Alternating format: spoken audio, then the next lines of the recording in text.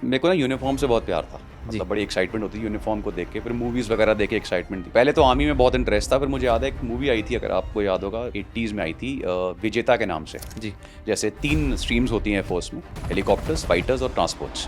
तो मेरा ट्रांसपोर्ट्स था, जो बिग जेट्स होते हैं। पीछे मैंने एक वीडियो वायरल देखी थी जिसमें ब्राउन ब्रेड के अंदर बताया गया कि इसमें तो मैदा ही मैदा, इसमें तो आटा है ही नहीं। अब ब्राउन ब्रेड है, ब्राउन शुगर हुआ, ठीक है, ब्राउन राइस हुआ, तो ये ऑटोमेटिकली लोगों को लगता है यार ये सुपर हेल्दी होगा। बिल्कुल। जबकि ऐसा होता नहीं है। ब्लॉग्स क्यों नहीं अच्छे लगते आपको? मैंने आपकी एक इंटरव्यू में सुना था कि अच्छी बात है, मैं खुद उस चीज़ के लिए आपके साथ एग्री करता हूँ कि आप कहते हो लोगों को कि भाई मेरे को मत देखो चाहे, पर अच्छा कंटेंट देखो जिससे कुछ सीखो। या बिल्कुल नॉनसेंस ब्लॉग्स चल रहे हैं ना। आज मेरी बीवी घर पे आई, उसने पीली साड़ी पहनी, आज मैंने ये रोटी बनाई, मेरा भाई सड़क पे गिर गया, आज आई मीन कम ऑन यार, ये क्या चल रहा है? आप हमारे कंट्री का यूथ अब ये देख के बड़ा होगा। देखो लेट्स से मैं एग्जांपल उर्फी जावेद, उसका दिमाग में वर्ड आती है, गाली आती है दिमाग में कोई ना कोई, या इरिटेशन होती है, उसको यही चाहिए। उसको पता है मेरे पास टैलेंट कुछ नहीं है, एक्टिंग मुझे आती नहीं, नॉलेज मेरे पास है नहीं, कुछ नहीं है मेरे पास, तो जो मैं कर रही हूँ उससे मुझे गालियाँ दो, लेकिन व्यूज़ तो अब हम उसे डिस्कस कर रहे हैं, उसके लिए बहुत है। जिंदगी का मकसद क्या है आपकी? Very deep. देवी और सजनों, आपका एक बार फिर स्वागत है आपके अपने एके टॉक शो के ऊपर। जैसे कि आप सारे एपिसोड्स को ऑलरेडी इतना प्यार दे रहे हो, और मैं दिल की गहराइयों से आपका शुक्रिया अदा करता हूँ। और मेरी हिंदी भी दिन ब दिन इम्प्रूव हो रही है, क्योंकि जो गेस्ट है वो एक क्रॉस ग्लोब हमारे पास आते हैं, और आने वाले टाइम में हमें इंग्लिश भी यूज़ करनी पड़ेगी, और आपको इंग्लिश पॉडकास्ट भी आने वाले टाइम में मिलेंगे। पंजाबी भी मैं विच बोलता रहूँगा, पहल मेरी पंजाबी ਨੂੰ ਰਹੂਗੀ। मैं हमेशा कोशिश करूँगा कि ਜਿਹੜੇ ਗੈਸਟ ਨੇ ਜੇ ਉਹ ਪੰਜਾਬੀ ਸਮਝਣ ਵਾਲੇ ਤੇ ਬੋਲਣ ਵਾਲੇ ਹੋਏ ਤਾਂ ਉਹਨਾਂ ਨਾਲ ਅਸੀਂ ਉਸ ਭਾਸ਼ਾ ਦੇ ਵਿੱਚ, ਪੰਜਾਬੀ ਦੇ ਵਿੱਚ ਵੀ पॉडकास्ट करने की कोशिश करांगे। पर फिलहाल ये पॉडकास्ट हिंदी में, और मिस्टर अक्षय चोपड़ा जी जो एक्स इंडियन आर्मी में ऑफिसर रहे हैं और आजकल एक बहुत बड़े बिजनेसमैन बन रहे हैं, और बड़ा कुछ तुहानूं सीखण नूं मिलूगा इस पॉडकास्ट दे विच। और यकीन मन्निओ, हर पॉडकास्ट करन दे पिछे मेरा यही मोटिव हुंदा है कि जिहड़ी ऑडियंस सुने उन्हां दा टाइम एक कंज्यूमेबल चंगा होवे, उन्हां नूं सीखण नूं मिले हर पॉडकास्ट दे विचों। उन्हां नूं ये ना लगे कि कोई उन्होंने वीडियो देखी 1 घंटे 1.5 घंटे की, तो उन्होंने सीखने को कुछ नहीं मिला। मैं चाहना कि मेरे हर पॉडकास्ट चों मैं तो कुछ ना कुछ सीख ही रहा, तुसीं भी सीखो। तो ज़्यादा गल्लां बातां ना करते हुए तुहानूं सीधा पॉडकास्ट से लैके चलते हैं। तो तुसीं सारे एपीसोड्स नूं ऑलरेडी बहुत प्यार दे रहे हो, इदां ही अपना प्यार दिंदे रहो, क्योंकि चंगे कंटेंट नूं जे तुसीं प्यार दिओगे, अपना कमेंट लाइक शेयर दिओगे, तो होर चंगा कमेंट समाज दे विच आएगा। तो दुनिया कभी बदल नहीं सकते, आप बदल सकते हैं सिर्फ अपने आप नूं, और जिस दिन अपने आप नूं बदल लिया उस दिन दुनिया बदल गई। तो अपने आप को बदलने लिए चंगा कंटेंट कंज्यूम करो, तो सीखो, जिंदगी जीण का नवा तरीका लभो, तो रोज़ अपन कमियां दूर करो, तो देखो दुनिया की हो रहा। तो आ जाओ, ज़्यादा गल्लां बातां ना करते हुए तुहानूं सीधा मैं शो ते लैके चलदा। तो इस चैनल को सबसक्राइब कर लिओ, तुहाडा एक एक कमेंट साडे लिए अनमोल तोहफा है, याद है ना। आ जाओ, पॉडकास्ट सुनने तो बाद अपना रिव्यू कमेंट करके जरूर दिओ। आ जाओ, शो ते लैके चलते हैं। स्वागत है भाजी। थैंक यू अनमोल। किवें हो भाजी? मैं ठीक हूँ, बिल्कुल ठीक। पंजाबी में शुरुआत कर सकते हैं थोड़ी सी? हाँ हाँ, थोड़ी जी बोल सकते हैं। माड़ी जी। वेलकम पंजाब। हाँ, सत श्री अकाल पहला सबनू, और thank you for having me on the podcast. कैसे हो भाजी? मैं ठीक हाँ, बिल्कुल। बड़ा एक्साइटेड था भाजी मैं आपके साथ बात करने के लिए, कि आपके पास ज़िंदगी का इतना तजर्बा है कि आप मुझे भी दीजिए और ऑडियंस को भी दीजिए, और आपसे ज्ञान लेकर, आपसे सीख के आपकी ज़िंदगी के तजर्बे से हम भी कुछ कर पाएँ। Thank you very much. Thank आप यू। पंजाब पहली बार आए हो? नहीं, पंजाब तो मैं बहुत बार आया। इनफैक्ट लास्ट पोस्टिंग मेरी हलवाड़ा ही थी जी। तो पंजाब आना जाना होता रहता है, वाइफ के साथ भी, और मेरे सब रिलेटिव्स यहीं हैं। पंजाबी मुझे इतनी अच्छी इसलिए नहीं आती क्योंकि जनरली सारा बॉर्न ब्रॉट अप दिल्ली का हूँ, लेकिन दादाजी थे वो लाहौर से थे, पंजाबी प्रॉपर, पापा भी बोलते हैं घर में, लेकिन हमारा जनरली उस साइड पे होता नहीं है जी। हाँ, लेकिन हाँ समझ जाता हूँ। कंपनी नहीं है पंजाबी। कंपनी नहीं है, ऐसा कोई इतनी कॉन्वर्सेशन नहीं होती। प्लस फिर फौज में रहा तो वहाँ तो बिल्कुल ही ऐसा, दैट्स वाई समझ जाता हूँ थोड़ा बहुत। भाजी जब भी किसी फौजी को देखते हैं तो ऐसे दिल करता है कि खड़े होकर सल्यूट मारें, और बहुत देश के लिए वो होता है। आपके कैसे मन में आया कि आपने फ़ौज में जाना है, और आपने ज्वाइन किया, एग्ज़ाम भी क्लियर किया, फिर यू टर्न लेके करियर चेंज किया? ये सब कुछ कहाँ से शुरुआत करेंगे आप हमें बताने के लिए? मेरे को ना यूनिफॉर्म से बहुत प्यार था। मतलब बड़ी एक्साइटमेंट होती थी यूनिफॉर्म को देख के, फिर मूवीज़ वगैरह देख के एक्साइटमेंट थी। तो पहले तो आर्मी में बहुत इंटरेस्ट था, फिर मुझे याद है एक मूवी आई थी, अगर आपको याद होगा 80s में आई थी, विजेता के नाम से। जी। आई थिंक पहली मूवी थी जो एयरफोर्स अकेडमी के ऊपर बनी थी, तो उसने मुझे बहुत मोटिवेट किया था। और धीरे धीरे फिर उसी के साथ प्रिपरेशन वगैरह करी, लेकिन एक यूनिफॉर्म के लिए ना क्रेज़ बहुत रहा। तो फिर 12th के बाद मैंने सीधा सिर्फ एनडीए के एग्जाम्स ही दिए, नेशनल डिफेंस अकेडमी। मेरा क्लियर हो गया था, फर्स्ट सेकंड अटेम्प्ट में हो गया था क्लियर। और उसके बाद yes, the life continued. Sir आप एयरफोर्स में पायलट बने और आपने क्या क्या किया? पायलट के बारे में जानना चाहता हूँ कि पायलट की फील कैसी होती है जब वो हज़ारों लोगों को लेके निकलते हैं जहाज़ में। डर लगता है आप लोगों को भी पायलट को, या कैसा होता है? नहीं, डर देखिए प्रॉपर ट्रेनिंग होती है, तो ऐसा नहीं है कि आप सडनली फ्लाई करना शुरू कर दोगे। आपको छोटे एयरक्राफ्ट से फिर धीरे धीरे बड़े एयरक्राफ्ट पे जाते हैं, और डिपेंड कि आपका एयरक्राफ्ट कौन सा है। कि जैसे 3 स्ट्रीम्स होती हैं फोर्स में, हेलीकॉप्टर्स, फाइटर्स और ट्रांसपोर्ट्स। तो मेरा ट्रांसपोर्ट्स था, जो बिग जेट्स होते हैं। तो हमारी पहली ट्रेनिंग तो एयरफोर्स अकेडमी में होती है, फिर हम बैंगलोर जाते हैं, यलहंका, वहाँ ट्रेनिंग होती है। और उसके बाद फिर अपने अपने स्क्वाड्रन्स में हमारी पोस्टिंग्स होती है। और एयरफोर्स फ्लाइंग में प्लस पॉइंट क्या है कि इसमें सिर्फ आप लोगों को लेके नहीं जाते। मतलब एयरफोर्स ट्रांसपोर्ट फ्लाइंग इज़ बहुत चैलेंजिंग, बहुत एक्सट्रीम फ्लाइंग है, और बहुत सारे रोल्स होते हैं। कभी आप पैसेंजर्स को, कभी वीआईपीज़ को, कभी आप बॉम्ब्स कैरी कर रहे हो, कभी आप कैजुअलिटीज़ कैरी कर रहे हो, आपका एयरक्राफ्ट जो है वो एम्बुलेंस में कन्वर्ट हो जाता है, कभी आप पैराड्रॉप्स कर रहे हो, कभी आप कुछ वेपन्स है उसको लेके जा रहे हो। तो इट्स मल्टी रोल, बहुत सारे रोल्स होते हैं, वेरी एक्साइटिंग। कितने साल किया पाजी आपने ये काम? सब मिला के ऑलमोस्ट 14 ईयर्स थी मेरी सर्विस।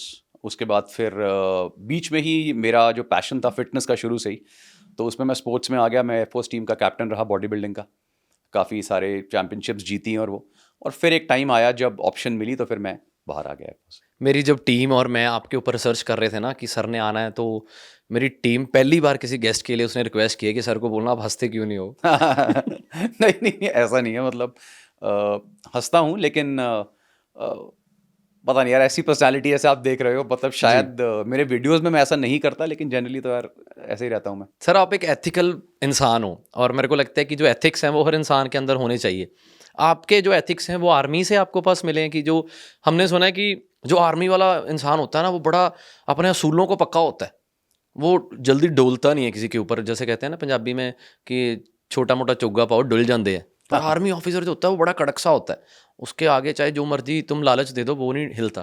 तो आपकी जो एथिकल आज सोच है, जो आपकी वीडियोस में है, आपका चैनल है, आप करते हो, सारा सुनता हूँ मैं, तो वो जो एथिक्स के साथ आप कॉम्प्रोमाइज़ नहीं करते, वो चीज़ कहाँ से मिली आपको? शायद ये ना फैमिली से भी आई कुछ हद तक। मेरे जो ग्रैंडफादर थे वो रेसलर थे लाहौर में।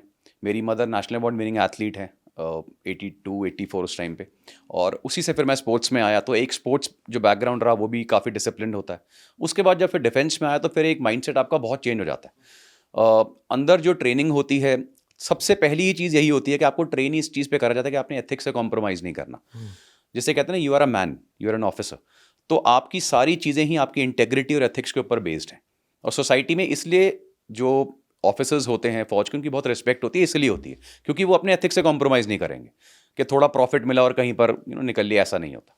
तो मे बी ये this is how the journey है। बड़ी अच्छी बात है पाजी, अब आप फिटनेस इंडस्ट्री में हो, मैंने आपकी वीडियोस देखी हैं, आप फिटनेस के बारे में भी लोगों को इतना अवेयर करते हो। और जनरली भी आपकी जब मैं कोई वीडियो देखता हूँ ना, तो उसमें दर्द बयान होता है जब आप यूथ के लिए, क्योंकि मेरे को लगता है कि आजकल हर इन्फ्लुएंसर को जिसको बोलना आता है उसको पता है कि ऑडियंस कैसे कैश करनी है।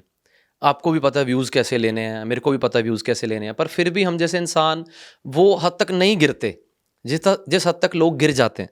तो आपका कभी मन नहीं खराब होता कि आप यूथ को इतना अच्छे से गाइड कर रहे हो कि भाई ऐसे जो भी आपके एथिक्स हैं या जो एक अच्छे इंसान में होने चाहिए, और लोगों को इतना रिस्पॉन्स नहीं मिल पाता?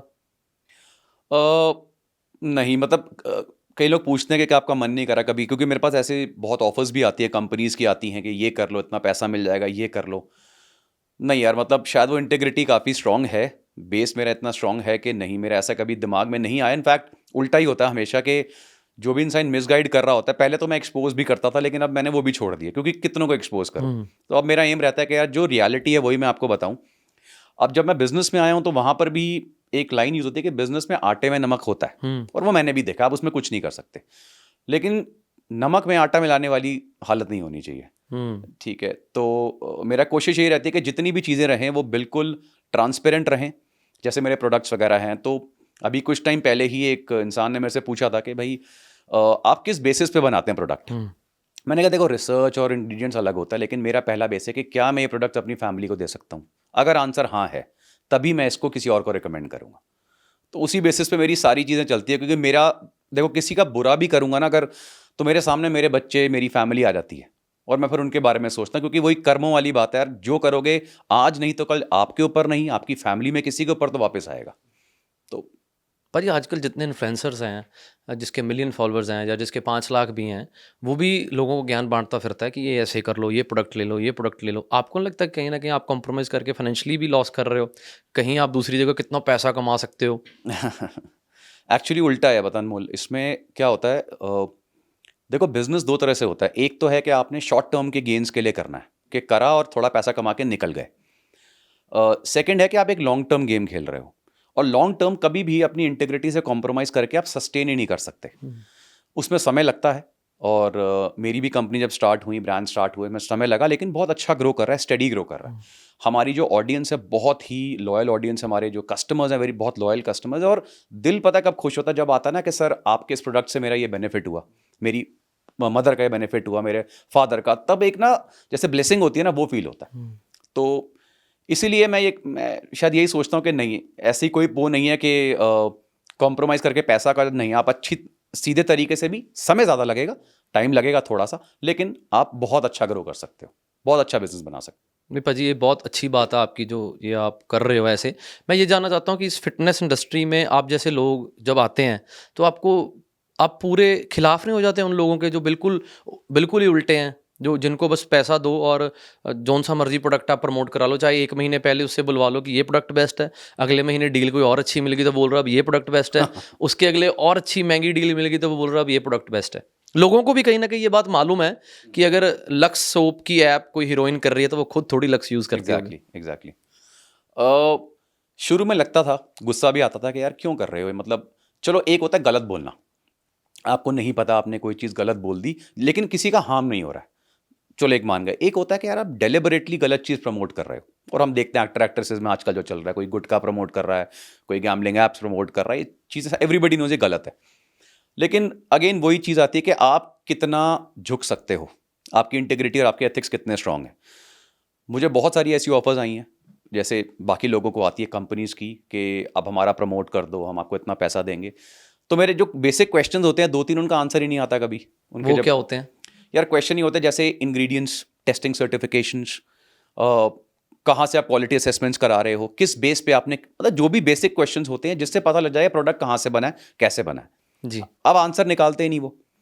तो मैं उनसे बिजनेस वाइज भी क्वेश्चन पूछता हूँ, जैसे यार आप अगर इस मार्केट में आ रहे हो तो अपने को आप डिफरेंशिएट कैसे करोगे। मैक्सिमम कंपनीज के पास इसका आंसर ही नहीं है, उनका एम ही नहीं है सोचना, क्योंकि लॉन्ग टर्म गेम ही नहीं है। गेम क्या, फटाफट कुछ इन्फ्लुएंसर्स को पकड़ो, पैसा दो, जितना प्रोडक्ट हो सकता है उल्टा सीधा बेचो, पैसा कमा के फिर नाम चेंज, ऐसे बहुत सारी कंपनीज करती हैं, तो पता लग जाता है। लेकिन अगर कोई मेरे पास आता है कि नहीं मैं हम सच में ये कर रहे हैं, ये हमारा बेसिस है, तो then I am more than happy to help them जितना मैं कर सकूं। पर ये जो लोग हैं, जो आम जनता है, वो क्या करे, वो कैसे अवेयर रहे? वो तो एक लेकर प्रोडक्ट टेस्टिंग के लिए नहीं जा सकती, चेक नहीं करवा सकती। वो तो जिस भी आर्टिस्ट को सुनते हैं, जिस भी बड़े सेलिब्रिटी को सुनते हैं और देखते हैं कि यार अगर इसने प्रमोट किया तो मैं ये खाऊंगा या मैं ये लूँगा। तो आम जनता को आप कैसे एजुकेट कर सकते हो कि वो ध्यान रखें इन चीज़ों का, कि कुल मिला के हम दोनों आज भाई इसीलिए इकट्ठे बैठे हैं कि जो एथिक्स से ना कॉम्प्रोमाइज़ करके लोगों को एक गाइड करें कि भाई तुमने कैसे बचना है, तुम्हारी सेहत है, और हम खुद कोई प्रोडक्ट बेचने के लिए नहीं बैठे कि बाकी सब चोर हैं, हम साध हैं। हाँ बिल्कुल। एक ना कोट था, इग्नोरेंस इज ब्लिस, और अनफॉर्चुनेटली हेल्थ और फिटनेस में इग्नोरेंस इज नॉट ब्लिस। अगर आप ये बोल रहे हो मुझे पता नहीं है, तो इट इज़ योर फॉल्ट। आपको नॉलेज तो गेन करनी पड़ेगी। आजकल बहुत अच्छे लोग हैं, इन्फ्लुएंसर्स हैं, जो आपको सिखा रहे हैं कि देखो जब भी आप कोई प्रोडक्ट लेते हो उसके पीछे के बैकग्राउंड चेक करो, उसके लेबल्स पढ़ो, इंग्रेडिएंट्स क्या हैं, उसकी टेस्टिंग सर्टिफिकेशंस क्या हैं, थोड़ा सा रिसर्च करोगे तो आपके लिए लाइफ के लिए एक सही चीज़ आपको मिल गई। मार्केट, अच्छा फिर don't go on very cheap schemes, एक पे एक फ्री, एक पे 3 फ्री जो चल रहा होता है। You have to be very careful कि जब भी आप अपनी फैमिली के लिए, अपने लिए कोई चीज़ ले रहे हो तो थोड़ा टाइम लगता है रिसर्च करने में। और सेकंड आता है सस्ता। ये तो शायद मैं बहुत ही परेशान हूँ इस चीज़ से। मैं बहुत कोशिश करता हूँ कि मैं बहुत हाई क्वालिटी प्रोडक्ट्स जो मैं शायद 10 गुना प्राइस पे बेच सकता हूँ, उनको उस प्राइस पे बेचने की कोशिश करता हूँ जहाँ पे मैक्सिमम लोग अफोर्ड कर पाएँ। लेकिन ऑफ कोर्स एक प्राइस से नीचे हम नहीं जा सकते, बिजनेस अलाउ नहीं करता। लेकिन लोगों को क्या चाहिए यार, अच्छा 100 रुपये का प्रोडक्ट है, अच्छा 20 का वो कर दो यार। मतलब जैसे मेरे से भी जो मेरे मैन्युफैक्चरर्स वगैरह हैं वो ये बताते हैं कि हमारे पास लोग आते हैं, वो कहते हैं हमारे को उनको बताइए ये प्रोडक्ट बना है 50 रुपये का बना है आपके लिए, अब आपको कितने का सेल करना है आपके ऊपर। कहता अच्छा 50 का एक काम कर यार, ये 15 रुपये का बना दे। वो कह रहे ठीक है बना दूंगा, लेकिन आपको भी पता क्या डालेगा। कहता मुझे फ़र्क नहीं पड़ता। ठीक है, तो यहाँ पे आपको चेक करना पड़ेगा कि जो कंपनीज हैं ये किस बेसिस पे प्रोडक्ट दे रही हैं। क्वेश्चन करो, पूछो। अच्छा, मेरे साथ सबसे बड़ा एक प्लस पॉइंट ये भी रहता है कि जैसे मेरे कोई प्रोडक्ट्स किसी को डाउट आता है, वो डायरेक्ट मेरे से पूछते हैं, मेरे पास मैसेजेस आते हैं, कोई इशू आता है मेरे से क्वेश्चंस करते हैं, तो उनके पास एक फेस है कि हाँ यार इसको हम पूछें, गालियाँ भी इसी को देंगे, कोई प्रॉब्लम होगी तो ये यही कल्परेट है, लेकिन एटलीस्ट हमारे पास एक फेस है। तो आप जब भी किसी कंपनी का product low, study about the product, study about the ingredient. अब तो यार पहले तो मान सकते थे, अब तो सोशल मीडिया पे इतनी इन्फॉर्मेशन अवेलेबल है, थोड़ा सा रिसर्च करोगे आपको पता लग जाएगा इंसान सही है गलत। थोड़ा सा टाइम लगता है। सर अगर हम कोई प्रोडक्ट पकड़ें मार्केट में से, कोई भी, चाहे ब्राउन ब्रेड है, पीछे मैंने एक वीडियो वायरल देखी थी जिसमें ब्राउन ब्रेड के अंदर बताया गया कि इसमें तो मैदा ही मैदा, इसमें तो आटा है ही नहीं। तो फिर उसके जो नाम है ब्राउन ब्रेड रख दिया उन्होंने, या एक फ्रूटी का नाम रख दिया, या और हज़ारों ही प्रोडक्ट्स होंगे जिसके इंग्रेडिएंट्स भी जो ब्रीक करके लिखे हुए थे, जो लोगों को नहीं ठीक से अच्छे आते, पर जो हाईलाइशन की होती है उसको देख के लोग पिघल जाते हैं। तो वो क्या बिल्कुल ठीक लिखते हैं इंग्रेडिएंट्स जो पीछे लिखे होते हैं? बिल्कुल भी नहीं। मार्केटिंग जो वर्ड है ना, ये बहुत रेयरली एथिकली यूज होता है। मार्केटिंग का मतलब ही अनएथिकल टर्म्स में आप उसको ओवर हाइप कर रहे हो। अच्छी चीज को भी ओवर हाइप करा जाता है और 90% उल्टी चीजों को भी करा जाता है। कुछ टर्म्स ऐसे होते हैं जिसको सुनते ना हमारे मन के अंदर ना हेल्थ का वो जाग, जैसे ब्राउन है। अब मैं कोई भी चीज ब्राउन कर दूंगा ना तो लोगों को लगेगा हाँ यार ये हेल्दी है। ठीक है, अब ब्राउन ब्रेड है, ब्राउन शुगर हुआ, ठीक है, देन ब्राउन राइस हुआ, तो ये ऑटोमेटिकली लोगों को लगता है यार ये सुपर हेल्दी हो गया। बिल्कुल। जबकि ऐसा होता नहीं है। इसलिए मैं बोलता हूं जब भी आप कोई पैक चीज बाहर से खरीदो, उसके पीछे इंग्रेडिएंट्स लिखे होते हैं, एक बार पढ़ लो, क्योंकि इंग्रेडिएंट्स को आप वो नहीं कर सकते चेंज, वो फसाई की गाइडलाइंस के अंडर आते हैं, क्योंकि वो कंपनी कभी नहीं करेगी। लेकिन कंपनी को ये पता है कि मैक्सिमम लोग कभी पढ़ेंगे ही नहीं। तभी वो ब्रीक लिखते हैं। अब अगर कोई ने, जैसे भी आजकल बहुत सारे इन्फ्लुएंसर्स एक्सपोज करते हैं कंपनीज को, मैं नहीं करता क्योंकि मुझे पता है ये लीगली फंस रहे हैं सारे। इनफैक्ट बहुत सारे इन्फ्लुएंसर्स के फिर मुझे कॉल आते हैं, या मेरे कुछ दोस्त वगैरह कह रहे हैं यार फंस गया, बड़ी तरह केस हुआ है। अब जब केस हो जाता है फिर कोई साथ में नहीं आता। तो मैं उनको ये कहता है यार मत करो एक्सपोज, क्योंकि अनफॉर्चुनेटली लॉ जो हमारा इतना स्ट्रांग है नहीं, ये तुम्हारा काम नहीं है। तुमने तो अच्छा समझ कर दिया कि हाँ यार देखो ये ऐसा है, लेकिन वो कंपनी तुम्हारे पीछे पड़ जाएगी। और लॉयर्स बहुत स्ट्रांग है क्योंकि उनके पास उनकी लीगैलिटीज हैं। पैसे के अलावा भी यार उन्होंने सारी, वो बोलेंगे भैया हमने तो देखो सारी सर्टिफिकेशंस ली हैं, आप हमें कैसे बोल रहे हो, आप गवर्नमेंट को बोलो। तो डेफोमेशन केसेस, ये वो, लोग बहुत फंसे पड़े हैं इस चीज़ में।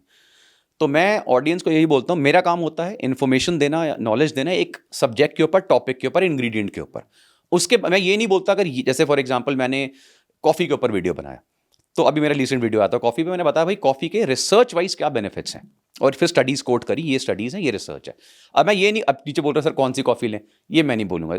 ये मैंने आपको समझा दिया ऐसी कॉफ़ी अच्छी होती है, अब थोड़ा सा आप करो। अनटिल अनलेस के मैं खुद लेकर आता हूँ कॉफ़ी कोई अच्छी, तो अलग चीज़ है। लेकिन अगर मैंने कोई इंग्रेडिएंट आपको बताया, आपको रिसर्च करनी पड़ेगी, खुद ढूंढना पड़ेगा। एक्साइटमेंट हो रही है सर आपके साथ और बातें करने के लिए कि हमें भी समझाओ कि ये कैसे आप में चेंज आया। पहले आप एक्सपोज करते थे, आपने एक्सपोज करना बंद क्यों कर दिया?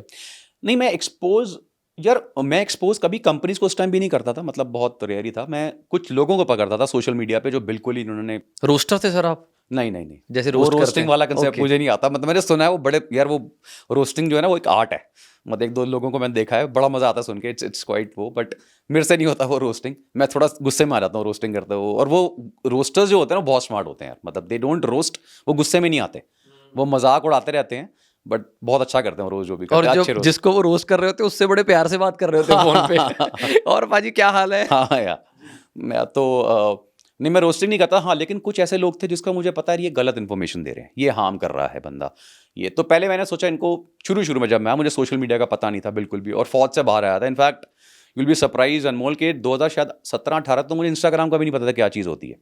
मैंने एक शादी में अपनी कजन्स बैठी हुई थी, मेरी जो सिस्टर्स वगैरह, उनसे पूछा ये क्या चीज़ है यार, मैंने सुना है ये कुछ है। आप फौज से बाहर आ गए, फौज में अलाउड नहीं है कुछ भी चीज़ें। सर फौज वाला मेरा एक सवाल रह गया, आपने फौज क्यों रिटायरमेंट ले ली, वो अब पूछ रहा हूँ, सॉरी। अच्छा, वो यार इसलिए था कि जब मैं स्पोर्ट्स में आ गया ना, तो उसके बाद क्या होता है कि बॉडी बिल्डिंग में काफ़ी अच्छा कर रहा था, फिर मेरी एक बहुत सीरियस इंजरी हो गई थी, बहुत मेजर सर्जरी हुई शोल्डर की। उसके बाद भी मैंने 1 आध साल compete किया, लेकिन फिर वो कॉम्प्लिकेशन ज़्यादा बढ़ जाती हैं, और मुझे पता है कि यार आने वाले टाइम में अगर मैं करता रहूँगा ना, तो आर्थराइटिस वगैरह के चांसेस ओल्डर एज में बहुत बढ़ जाते हैं। तो फिर मैंने वो रोक कर अपना फिटनेस वगैरह, लेकिन मुझे पता था कि अब टाइम आ गया है मेरे अपने पैशन को, सेकंड पैशन को फॉलो करने का। अगर मैं टाइम के हिसाब से फौज से रिटायरमेंट लेता तो मैं बहुत लेट हो जाता, क्योंकि 20 साल की मिनिमम सर्विस है। बाय चांस मैं उस पर्टिकुलर कैटेगरी में फॉल कर रहा था जहाँ पे मेडिकली मैं डाउन था और फ्लाइंग में कर नहीं रहा था, तो एक ऑप्शन मिलती है आपको, रेयरेस्ट केस होता है। जब ऑप्शन मिली तो मैंने कहा हाँ यार, आई वांट टू क्विट। और उस टाइम मैं ऑलरेडी अपने बिजनेसेस की तरफ वर्क कर रहा था, तो द मोमेंट आई केम फिर मैंने जिम्स एस्टैब्लिश करे और बाकी चीज़ों में। और प्लस क्या होता है कि जितना आप एक फील्ड में घुसोगे ना, आपको आपके सामने खुद ही ब्रांचेस खुलती जाती हैं। फिटनेस की फील्ड का हमें सिर्फ एक लिमिटेड अमाउंट पता था। अच्छा, पहले मुझे कुछ भी नहीं पता था, सिर्फ एक स्पोर्ट्स का वो था। फिर जब मैं जिम्स में आया तो बिजनेस एस्पेक्ट समझ में आने लगा। मेरे पार्टनर्स उनके साथ बैठता था तो I used to just listen to them कि ये कैसे डील्स कर रहे हैं, कॉन्वर्सेट कर रहे हैं, धीरे धीरे समझने लगा। ठीक है, उसके बाद कस्टमर से कैसे डील करना है, मार्केटिंग क्या होती है, क्लाइंट मैनेजमेंट क्या है, वो सारी चीज़ें। फिर धीरे धीरे किसी ने सोशल मीडिया के बारे में बताया, वहाँ समझने लगे, उस पर आए और अपने आप ही फील्ड्स खुलने लगी। जैसे मुझे याद है मैंने पहला प्रोडक्ट जो लॉन्च किया था, लॉट ऑफ पीपल आज, शिलाजीत लॉन्च किया था और मैं भूटान से लेकर आता था शिलाजीत। तो उसका नाम मैंने लिखा शिलाजीत प्रो, जो नेम उसको दिया। अपने आप ही लोगों ने बोला कि सर अश्वगंधा प्रो कब आ रहा है। मैंने कहा अच्छा, मैंने तो सोचा नहीं था। अच्छा, तुमने अच्छा नाम दिया है। तो उसको करते करते करते आज I am having around 25 products in the market और नेक्स्ट 1.5 साल में we should be having around 70 to 75 products. तो ये सारी ये लोगों की अपनी रिकमेंडेशंस होती हैं। तो फिर मैंने देखा कि यार एक फील्ड को जितना आप इन डेप्थ स्टडी करोगे, रिसर्च करोगे, अपने आप ब्रांचेस खुलती जाएंगी, अपने आप आपको आइडियाज जनरेट होंगे। बट वो है कि you have to work really hard, मतलब आपको सच में बहुत पैशन होना चाहिए फॉर अ फील्ड, तभी ये होता है। सर आपको सुकून ज़्यादा अब आता है या जब फौज में थे, जब फ्लाई करते थे तब आता था? दोनों लाइफ बिल्कुल अलग, अनमोल, बिल्कुल ही अलग लाइफ है। मतलब अंदर की लाइफ कैसी होती है, इट्स लाइक अ जॉब। आपको एक टास्क कंप्लीट करना है फौज में इट्स लाइक अ जॉब। या अच्छा, वहाँ की चैलेंजेस अलग हैं। जैसे लोग मेरे से पूछते हैं यार वो चैलेंज था, ये चैलेंज, ऐसा कुछ नहीं है। वो चैलेंजेस दुनिया से बिल्कुल अलग चैलेंजेस हैं। उनको फेस करने के लिए आप उसी सिचुएशन में होगे तभी पता लगेगा। जब बिजनेस में आते हो ये बिल्कुल अलग चैलेंज है, क्योंकि सिविल वर्ल्ड को, मतलब यूर अ सिविल, मैं तो फौज से आता हूं, मैं सिविल वर्ल्ड बोलूंगा। जब सिविल वर्ल्ड को फेस किया तो लोगों की साइकोलॉजी अलग, लोगों का माइंडसेट अलग। जैसे फौज में मैक्सिमम लोग बहुत ट्रांसपेरेंट है, क्योंकि हमें पता है ये चीज बोली गई है, ये टास्क और ऐसे करना है, इसमें आप क्वेश्चंस नहीं कर सकते, भाई करना तो है। अब जैसे मुझे रात को पार्टी चल रही है, जैसे हमारे फौज में कोई पार्टी हो रही है, रात को 11 बज रहे हैं, पार्टी चल रही है, सडनली टास्क आया कि मतलब जैसे मैं चोपड़ा, तो मैं चोपी कहते थे, चोपी यूएन जो भी मेरे साथ पायलट था, तुम्हारा कल सुबह 5 बजे टेक ऑफ है, ठीक है, और ये टास्क, और टास्क भी ऐसा था कि अच्छा, मतलब ऐसा नहीं है कि आपने टेक ऑफ करके एक जगह जाना है, ऐसा नहीं है। हम एयरफोर्स में task is very complicated task. मतलब मेरा because south western air command sector में मैं आता, साउथ वेस्टर्न सेक्टर में, तो एक पूरे के पूरे सेक्टर में, मतलब राजस्थान, गुजरात, सारे में सिर्फ एक ट्रांसपोर्ट स्क्वाड्रन था मेरा, तो फ्लाइंग बहुत ज़्यादा थी। तो हमारा आता था कि take off from here to Nal, Naliya, उत्तरलाई, जामनगर, जोधपुर, ये करते हुए 8 लैंडिंग करते हुए आपको शाम को वापस आना है। एंड उसमें फिर टास्क है कि हर लेग में यहाँ पे पैसेंजर्स लेने हैं, यहाँ पे ये लेना है, यहाँ पे ये उठाना है, यहाँ पे ये ड्रॉप करना है। तो वो चीज़ें फिर अब वो आपको पता है यार, उसने बोल दिया है तो आपको फर्स्ट फ्लाइट में टेक ऑफ है तो है, रात को प्रिपेयर करो, जो करना वो आपके ऊपर है, ठीक है। तो वो उस तरह के चैलेंजेस थे। कई बार बहुत रैंडम भी आता था, जैसे कैजुअलिटी इवैक्यूएशंस होती हैं, किसी की कुछ हो गया, कोई आपके जो बाढ़ आ गई, कहीं पे कुछ हो गया, मतलब वो तो बहुत ब्लेसिंग होती है अगर ऐसा कुछ आता है तो वो चैलेंजेस अलग हैं। सिविल में क्या होता है कि आप जैसे ही बाहर आते हो, you are on your own, यहाँ पे आपकी कोई सपोर्ट करने के लिए नहीं है। प्लस यहाँ पे लोगों को समझना बहुत मुश्किल है, लोग जो बोल रहे हैं और जो सोच रहे हैं, प्लानिंग प्लॉटिंग कर रहे हैं, मतलब मुझे बहुत समय लगा वो समझने में, क्योंकि मेरे को लगता था यार इंसान बोल रहा है सही होगा, बाद में पता लगा नहीं यार, ये तो पीछे से कुछ और ही सोच रहा है। और फिर मुझे ये भी लगता था क्यों, मैं तो इसके साथ सही हूँ, मेरे से ये गेन ही करेगा लॉन्ग टर्म में, तो ये छोटे टर्म में इतना कैसे क्यों सोच रहा है। फिर धीरे धीरे समझ में आने लगा कि नहीं यार, इतना आसान नहीं है बाहर आप सबको ट्रस्ट करना। पर जब आपने फौज से रिटायरमेंट ली, तब आपका कोई बिजनेस स्टैब्लिश्ड था, कोई प्लान था कि जो आपने इतना बड़ा डिसीजन लिया? मैं कर रहा था, मेरे जिम्स के ऊपर वर्क चल रहा था, तो मुझे पता था कि जैसे मैं बाहर आऊँगा I will be starting my gym business, तो वो मेरा ऑलमोस्ट हो गया था इस्टेब्लिश। आपने जिम अपना खोला? हाँ, मेरे पार्टनर्स थे, so we open some of the biggest gyms in Delhi, Body Mechanics के नाम से उस टाइम हमने खोले थे। Then I exited from the gym business also, Covid के टाइम पे फिर मैं बाकी बिजनेस में आ गया था, और it did very well, it's still doing very well. आई मे री एंटर द बिजनेस अगेन, अभी बिजनेस जिम का दोबारा शायद री एंटर करूँ अभी, कुछ प्लान्स हैं, बट लेट्स सी। और उसके बाद फिर धीरे धीरे बाकी बिजनेस एक्सपैंड होने लगे, तो उसमें आ गए। सर आप बाकी इन्फ्लुएंसर से अलग क्यों हो? बिल्कुल, ये तो मेरे को पता ही है कि आप एथिक्स से कॉम्प्रोमाइज़ नहीं करते, मतलब सोच की वजह से आपकी जो सोच है लोगों को लेकर कि आपने लोग जैसे कहते हैं ना कि पहले देखते हैं कि लोगों की डिमांड क्या है, फिर प्रोडक्ट बनाते हैं। आप पहले प्रोडक्ट बनाते हो, फिर लोगों को समझाने लगते हो कि ये फ़र्क है। ऐसा क्यों है? जहाँ तक डिमांड भी बहुत ज़्यादा ज़रूरी होती है, उसके बेसिस पे प्रोडक्ट बनते हैं। कई प्रोडक्ट्स ऐसा है डिमांड के बेसिस पे, लेकिन कई बार मुझे लगता है लोगों को नॉलेज ही नहीं है। अगर नॉलेज दी जाए ना तो उससे ज़्यादा बेनिफिट होगा लोगों को। अब मैंने किसी प्रोडक्ट इंग्रेडिएंट के बारे में अगर समझाया तो लोग अपने आप ही क्वेश्चन करते हैं। अच्छा, मेरी प्लस पॉइंट क्या है कि अगर लेट्स से मेरे एक्स अमाउंट ऑफ फॉलोअर्स हैं तो they are very good followers, educated followers हैं। मुझे कोई वो बंदा तो फॉलो करेगा नहीं ना यार जिसने व्लॉग्स देखने हैं या कुछ और अजीब सा एंटरटेनमेंट देखना है, कुछ होगा ही नहीं ना। मैंने कुछ रात रात में आपको पतला कर देना है, 3 महीने में करोड़पति बना देना, ये सब भी मैं नहीं करता। व्लॉग्स क्यों नहीं अच्छे लगते आपको? मैंने आपकी एक इंटरव्यू में सुना था कि अच्छी बात है। मैं खुद उस चीज़ के लिए आपके साथ एग्री करता हूँ कि आप कहते हो लोगों को कि भाई मेरे को मत देखो चाहे, पर अच्छा कंटेंट देखो जिससे कुछ सीखो। ये क्यों लगता है? इसीलिए आपको, क्योंकि आपको खुद को व्लॉग्स पसंद नहीं है, या सच में व्लॉग्स लोगों का जो ब्रेन वॉश कर रहे हैं और उनको मोटिवेशन फील नहीं आ रही, या कह लो कि कंपटीशन नहीं बन पा रहा? आपने बहुत डिटेल में उस चीज़ में समझाया था, थोड़ा सा हमें यहाँ भी समझाओ। एक ना सीरियल आता था, आपको बड़ा फेमस हुआ था, सास भी कभी बहू थी। जी। ये सीरियल फेमस क्यों होता है, कभी सोचा हमने? ये क्योंकि मैंने भी देखा है क्योंकि इसमें कलेश, लड़ाइयाँ, घर का माहौल। आइडियली तो ये this is what they show, right? अब हमें भी पता है, लेकिन हमें अंदर से पता है ये एक्टिंग कर रहे हैं, इससे किसी को वो कुछ नहीं है। लेकिन आप देखो कितनी सारी ऑडियंस उसको फॉलो करती थी। लेकिन आप ये सोचो कि स्टूडेंट्स या यंगस्टर्स अपने करियर छोड़ के, सब छोड़ के इसको फॉलो करने लग जाए, रात रात मतलब पूरे पूरे दिन बैठ के सीरियल देखें। उनके करियर का क्या होगा, लाइफ का क्या होगा, राइट? अब क्या हुआ, यूट्यूब पे सोशल मीडिया आया। सोशल मीडिया को मैं बोलता हूँ जैसे बंदर के हाथ में उस्तरा होता है ना, तो वो है। अब आप कई लोगों ने तो उसको पता है भैया उस्तरा है, इससे शेव करते हैं, इससे ऐसे यूज़ करते हैं, इससे पैसा भी कमाया जा सकता है अच्छे तरीके से। उन्होंने उसको यूज़ किया। बाकी बंदरों की तरह लोगों ने पकड़ लिया। अब वो दूसरों को भी काटेंगे, खुद को भी काटेंगे। उन्होंने कहा टैलेंट तो मेरे पास है नहीं, नॉलेज मेरे पास है नहीं, अब मैं क्या करूं? तो मैं वो करता हूं जो जिसके लिए कुछ नहीं चाहिए। तो फिर व्लॉग शुरू हुए। अब व्लॉग्स में प्रॉब्लम नहीं है। व्लॉग्स का तो मतलब हुआ कि आप एक लाइफ दिखा रहे हो। कोई मुझे कहता है मैं फूड ब्लॉगर हूं, ग्रेट, आप दिखा रहे हो। इनफैक्ट मैं कितनों को देखता हूं, इतना मजा आता है, मुझे मुंह में पानी लगता है, इतना बढ़िया वो मतलब आप बनाते हैं। खा के नहीं पूर्ति करते, आप देख के खुश हो जाते हो कि हाँ, नहीं खाता हूं इतना मैं मक्खन, इतना वो। नहीं, कल मैं अभी 2 दिन पहले हिसार में था, तो मैंने बाजरे की रोटी, इतना घी खाया यार उसमें। I love that. मतलब रेगुलर नहीं खाता मैं, I have to burn it जी। तो मुझे वो अच्छे लगते हैं। कोई ट्रैवल कर रहा है, कोई बाइकिंग कर रहा है, मतलब दीज आर पीपल जो आपको प्रोडक्टिव चीज़ दिखा रहे हैं उनके पैशन के हिसाब से, विच इज़ ग्रेट।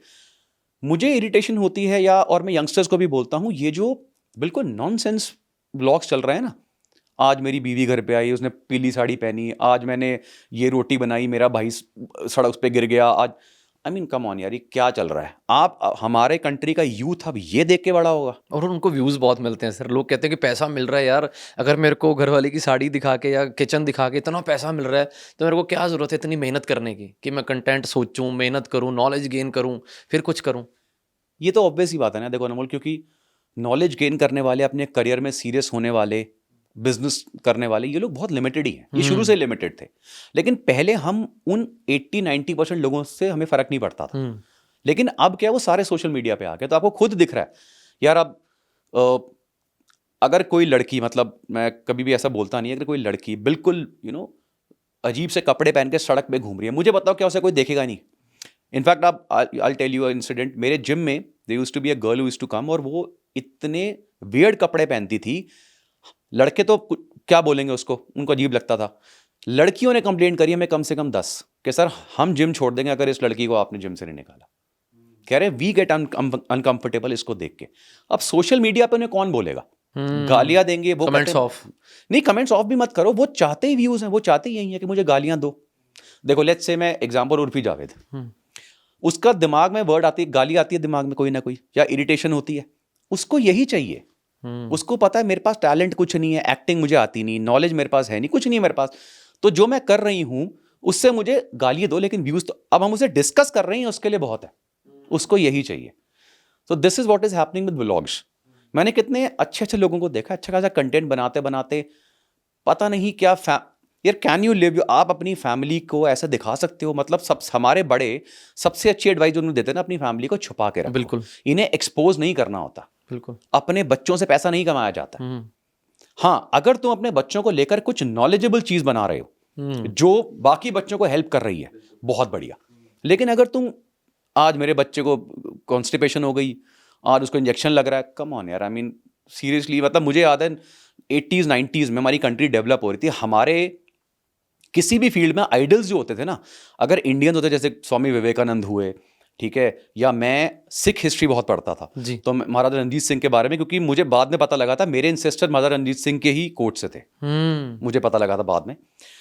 तो सूर्यवंश से वैसे मैं हूँ, उससे करते करते महाराजा रणजीत सिंह के साथ थे। तो मैं जब हरि सिंह नलवा इनके बारे में, तो हम इनको सुन के देख के मोटिवेशन होती थी कि सोच के देखो मेरे यार। रोंगटे खड़े हैं देखो हाँ। कि आप पंजाब के बारे में और हमारे जो लेजेंड्स हैं, बिल्कुल बहुत अच्छी मतलब बात आप कर रहे सोच हैं के देखो, अब आप जैसे हिस्ट्री ऑफ सिक्स की मल्टीपल वो आई हैं, तो जब रणजीत सिंह के बारे में आप पढ़ोगे, he was very short heighted guy. उनके सारे जनरल्स जो थे दे वर ऑल 6 फीट, ठीक है। ये जो फेमस डायलॉग था कि सोजा बेटा नहीं तो गब्बर आ जाएगा, ये हरि सिंह नलवा से आया है, सोजा बेटा नहीं तो नलवा आ जाएगा। इतना खतरनाक जनरल। लेकिन क्या हमारे यंगस्टर्स को इनके बारे में पता है? ना, कुछ भी नहीं पता। वो किससे मोटिवेट हो रहे हैं? इन लोगों से नहीं। अच्छा, एक्टर्स ही ले लो, हम किससे मोटिवेट होते थे? Sylvester Stallone, Arnold, Van Damme. यार एटलीस्ट फिजिक जबरदस्ती, तो हमें लगता था यार ऐसी बॉडी बनानी है, ऐसा फिट। मेरे को समझ नहीं आता मैं इनको क्या बोलूँ किससे मोटिवेट हो। हाँ, एक्टर्स अच्छे हैं जिनसे मोटिवेट हो सकते हो, लेकिन तुम ब्लॉगर से मोटिवेट हो गए, यू वोंट बिलीव। मैंने जैसे अनमोल, मैंने एक वीडियो में बोला था ब्लॉगर्स के बारे में, ऐसे इन लोगों के बारे में मुझे कितने यंगस्टर लड़कों ने बोला, सर आपने जो चीज़ बोली है, इंसिडेंट लिखे हैं, कह रहा हमारे फ्रेंड्स हैं वो इन चक्करों में पड़ गए हैं, पेरेंट्स को लग रहा है ये बेचारा ट्यूशन जा रहा है, कहीं जा रहा है पैसे ले लेके, कह रहा साल हो गया ना वो ट्यूशन गया ना उसका ब्लॉग कोई चला, और आज समझ नहीं आ रहा क्या करे। पेरेंट्स भी रो रहे हैं कि लिमिटेड पैसा था वो सारा बर्बाद हो गया। क्योंकि ये रीज़न इसलिए भी है पाजी, क्योंकि लोगों को लग रहा है कि ये easy way of making money. 100% easy, कुछ करना ही नहीं ना यार, फोन उठाया कुछ भी बोलते रहो, कुछ भी बोलना है, कोई सोचना थोड़ी है बोलते हुए, कहीं पर भी कुछ भी रिकॉर्ड कर दो, बस दिस इज ब्लॉगिंग। पाजी मेरे को लग रहा है कि मेरी आर्मी ऑफिसर से आज पॉडकास्ट हो रहा है और बड़ा मजा आ रहा है। मजा इसलिए नहीं आ रहा कि हम देखो, हम दोनों इसीलिए बात कर रहे हैं कि लोगों को समझा रहे हैं कि भाई अपने करियर की तरफ ध्यान दो, और बड़ी अच्छी बात है ये। पाजी आपको लगता है कि कभी ये जो व्लॉग सिस्टम है बंद होगा? जैसे हम कहते हैं कि चोर नहीं हटेंगे समाज से, जो हम लोग हैं हम सतर्क रहें कि जो व्लॉग बनाने वाले वो तो बनाते रहेंगे, हमारे पॉडकास्टों के बाद भी बनाते रहेंगे। उन्होंने बोला बोलते जाओ, ये सड़ते हैं हमसे क्योंकि इनके व्यूज़ नहीं आते, हमारे व्यूज़ आते हैं। पर आप लोगों को क्या कहना चाहते हो कि लोग कैसे शिफ्ट हो इनसे? उनको अच्छा लगता है देखना, सारा दिन वो कहते हैं कि हम इतने डिप्रेशन में, इनको देख देख के हम खुश हो रहे हैं, तो आपको क्या दिक्कत है? देखो, सबसे पहली चीज़ तो जो लोग मुझे कई बार कहते हैं अरे तुम्हें नहीं पता ना ब्लॉग, हम तो मतलब एंटरटेन होते हैं, रात को हम सारे मिलकर बैठ के देखते हैं। मैंने कहा वेरी गुड भाई, अब सारी पागल हो, मैं क्या कर सकता हूँ, ठीक है। लेकिन मेरे से पूछा तुम्हारे लगता व्यू नहीं आ रहे, तुम्हें नहीं पता ब्लॉगिंग, तो मैं एक सिंपल चीज़ कहता हूँ कि जितना तुम ये ब्लॉग में दिखा रहे हो ना पूरे महीने में, उससे बहुत ज़्यादा एंटरटेनिंग चीज़ें मैं हर हफ्ते करता हूँ। अगर मैं रिकॉर्ड करना शुरू कर दूँ ना तो पता नहीं कितने व्यूज़ आ जाए, लेकिन मैं उस लेवल पे सोच नहीं सकता कि मैं अपने बच्चों को, अपनी वाइफ को, अपने पेरेंट्स को, दूसरों को दिखाता फिर रहा हूँ, ये मैं नहीं कर सकता। अगर ट्रैवल की बात हो, मैं हर हफ्ते आई एम ट्रैवलिंग मल्टीपल जगहों पे, और मैं पता नहीं कितनी चीज़ें आपको दिखा सकता हूँ। मैं यहाँ रुक गया, मैंने पेट्रोल भरवाया, मैंने पराठे खाए, मैंने ये करा, कितना कर लूँगा मैं? तो I can't think that way. Second, जो आप कह रहे हो एग्जॉशन की बात आती है, हर एक फील्ड जो इस तरह चल रही है जिसमें ईजी वे आउट है, वो आज नहीं तो कल, और हो ही रही है, एग्जॉस्ट हो जाएगी, क्योंकि सारे उसमें घुसेंगे। ऐसे बहुत सारे प्रोफेशंस भी आप देखोगे जिसमें क्या हुआ, लोगों को लगा ये तो आसान प्रोफेशन है, ग्लैमरस लग रहा है। एक और एग्जांपल इसका बड़ा अच्छा है, रिसेंट में आपको बताता हूँ, मेकअप आर्टिस्ट। अब क्या हो रहा है, मेकअप आर्टिस्ट, पहले मेकअप आर्टिस्ट नाम की चीज़ नहीं होती थी, फिर वो आए, बहुत अच्छा हुआ कि जैसे बाबर्स वगैरह होते हैं, पहले उनको नहीं बोलते थे, अब आप नहीं बोल सकते, दे आर ग्रेट पीपल यार, हेयर स्टाइलिस्ट हैं, they are doing great business, बहुत अच्छा कर रहे हैं, और क्या सैलून उनकी चेन्स हैं पूरी, तो उन्होंने बिजनेस कन्वर्ट किया रिस्पेक्टेबल तरीके से। सिमिलरली मेकअप आर्टिस्ट है जिन्होंने बहुत रिस्पेक्टेबल तरीके से एक अच्छा बिजनेस बनाया, अपना नाम बनाया। अब क्या हो रहा है, जिसको लगता हर दूसरा बंदा, लड़की अच्छा खासा करे छोड़ के मेकअप आर्टिस्ट, क्यों? क्योंकि उसको लग रहा है वो ग्लैमरस फील्ड है, वो जो लड़की है ना उसको व्यूज मिल रहे हैं, इसलिए मैं भी ये करूंगी तो उसमें पैसा भी मिलेगा, व्यूज, और फिर क्या होता है, वो एग्जॉस्ट होती जा रही है फील्ड। और यही चीज़ व्लॉग्स में होगी, हर दूसरा लड़का या लड़की जिसे कुछ नहीं करना, व्लॉग्स बनाओ, तो क्या होगा आने वाले टाइम में, जब सारे बना रहे होंगे, एल्गोरिदम तो एक ही है ना यार, कितने व्यूज देगी आपको, बस।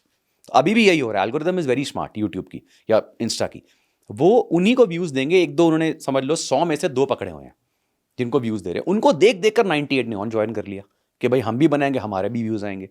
अब लोगों की हालत ये होगी, उनको लगता है महीने में मेरे 40-50 हज़ार रुपये आ रहे हैं ना, मैंने पता नहीं क्या तीर मार लिया। अगर पूछो आगे क्या करोगे, पता नहीं यार, ये बहुत बढ़िया चल रहा है, इतने पैसे मेरे का।